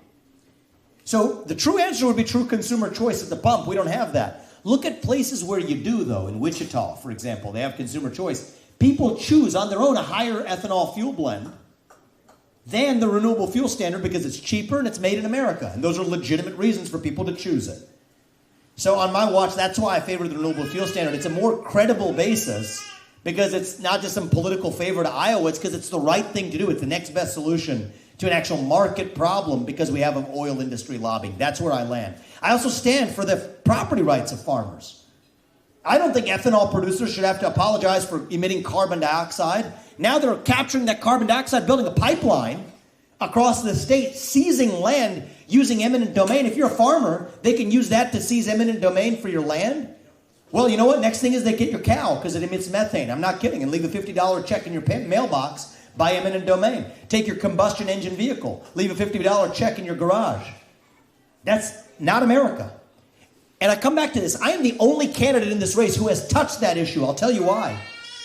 There's special interests in this country and frankly in this state that try to stop presidential candidates and local Republican candidates from talking about it. So I come back to this. If you want somebody, I'm not going to be, if I disagreed with you on that question, I would tell you that to your face too. You deserve to know. You may not agree with 100% of what I say, but if you agree with most of what I say, I'll promise you this. I will tell you what I believe 100% of the time. And that's more than we can expect of most of our politicians. For me, that's what my faith teaches me. Don't lie. Tell the truth. God puts us here for a purpose. We have a moral duty to realize that purpose. That's what my faith teaches me. That's what brings me to this journey. And so we're not going to betray that and, playing political snakes and ladders. I don't do that. We'll give the gentleman here the final word. Which government agencies do you feel have been the biggest hindrance in shackling American prosperity? Oh, so many government agencies to choose from. Which ones have been the biggest shackle on government prosperity? I think all of them. The rise of the administrative state collectively, it's a mentality. The Federal Reserve is high on the list. Artificially playing God from on high, raining money from on high like manna from heaven. The money printing machine's just been on. It's like somebody needs to unplug the printer at the Federal Reserve. But I think part of the problem is when you have a bunch of people showing up to work who should have never had that job in the first place, they start finding things to do. The central bank digital currency. I don't know if those of you are familiar with that. That's because I don't need 23,000 employees at the U.S. Fed. We need to stabilize the dollar, peg it to commodities, gold, silver, nickel, agricultural and farm commodities. Peg the dollar to actual goods of value. That's how you fix a lot of the economic problems we face. I think the Department of Interior and the EPA have been disastrous for the production of energy in this country. And so one of the things I've said, if there's one thing I get done as your next president, we will shut down the shadow government. Shut down agencies that should not exist. Actually close and shutter 75% of that federal bureaucracy. That restores economic growth in this country. That actually revives our constitutional republic. So the people who we elect to run the government are once again those who actually run the government. And I'm to tie those questions together from the other gentleman 2 seats in front of you who you asked. There's two things that it means to stand for America first. One is the people who we elect to run the government. And the second one is they owe a sole moral duty to the citizens of this nation. It's that simple. And if our president swears an oath to the Constitution and understands that, I think the rest of our problems, economic to foreign policy, become that much easier. That's why I'm in this race. If one of the existing class of politicians was going to get that done, they would have gotten it done already. They duped Trump. You got to understand the Constitution to swear an oath to it. Let's also have some real talk, guys. If you think they're going to let him get anywhere near the White House, look at what they're doing every week. It's disgusting. It's wrong. But you watch that. You think they're going to let him get anywhere near that White House again? Time to wake up, folks. The America First agenda, I mean, it's wrong what they're doing to him, but the America First agenda does not belong to one man. It doesn't belong to Donald Trump, and it doesn't belong to me. It belongs to you, to us, to we the people in this country. And I'm in this race because I believe I am the person from the next generation who can reach the next generation and revive our national ideals, answer who we are, actually restore prosperity in this country. And if we do that, and I think this is our last chance to do this, if my kids are in high school before we get this right, I don't think we have a country left. I don't. But we don't have to be. And I think this is my last chance to come in here and tell you this. I can't tell you this in 2028. I don't think so. If the interest payments on our national debt become the largest line item in our federal budget, we're in quicksand. We're done. That's about 5 years from now, right now. That's where we are. So we are not working with a lot of time here. But if we get this right now, in this election, then I don't think we have to be that nation in decline. I don't think we have to be at the end of the ancient Roman Empire. I think the truth is, as a nation right now, we're really just a little young, actually. Going through our own version of adolescence. Figuring out who we're going to be when we grow up. And when you view it that way, it makes sense again, actually. You go through your adolescence, you go through that identity crisis. You lose your way a little bit. You do some stupid things. Most of us probably did. I did. But we are stronger for it when we get to our adulthood on the other side. So no, I don't think we have to be that nation in decline. I think the truth is we still can be a nation in our ascent. Maybe even the early stages of our ascent, actually. Maybe we're not even at base camp. On our way still to that shining city on a hill. That country where we will look our kids in the eye and mean it when we tell them that the United States of America is still the nation where no matter who you are, or where your parents came from, or what your skin color is, or how long your last name is, in some of our cases, that you will get ahead in this country with your own hard work, your own commitment, your own dedication. And that you know what? You are free to speak your mind at every step of the way. That is the American dream. That is what we are running to. And with your help, and that's what we're asking you for, with your help, that is what we're going to revive to save this country. A guy like me isn't supposed to do this. The system isn't set up for it. 38-year-old outsider from the next generation. I think that's what it's going to take, but the system's designed to keep people like me out. But that decision doesn't belong to them. I don't report to them. I report to you, the people of this country. So if you all do your part on January 15th, and that's what I'm asking you for, 15 minutes of your time to save this country. To spread this message to 100 people in this community who could not be here today. That's what I'm asking you for.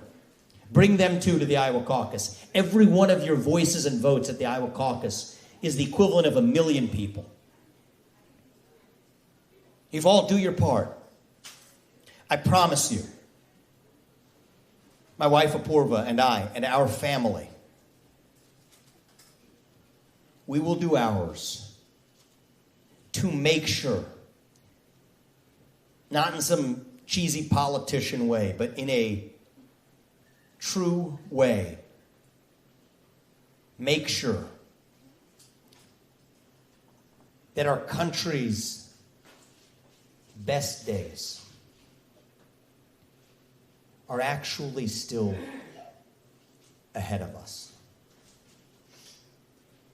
Thank you for coming today, guys. God bless you and your families, and may God bless our United States of America. Thank you. Thank you, guys. Thank you. I appreciate it. Thank you.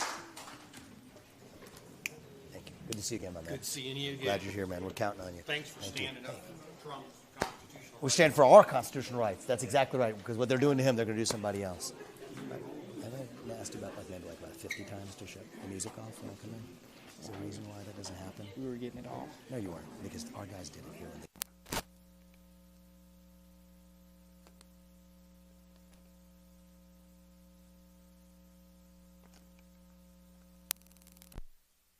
Thank you. Thank you. It's good to see you guys. Thank you for being here. Thank you. Thank you. Thank you. I appreciate it. What's your name?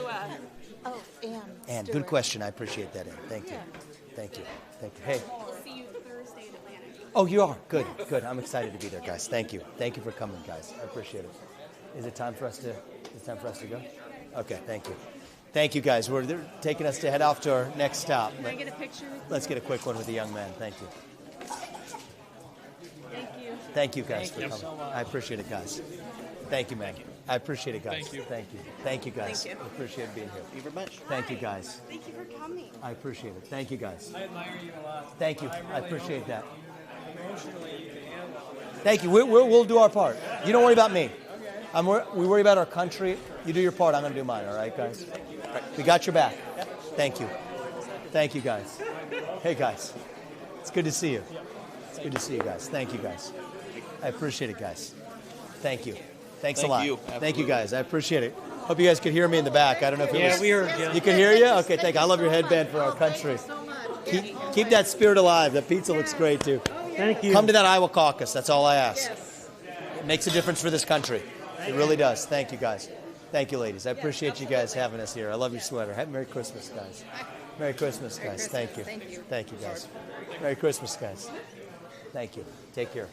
Thanks a lot for having us. I appreciate it, guys. Merry Christmas. Thanks for coming, Vivek. Thank you, man. Merry Christmas, guys. Yes, I'll sign that. Absolutely. Thank you, man. I appreciate it. Come out to that Iowa caucus. Thank you very much. Thank you very much.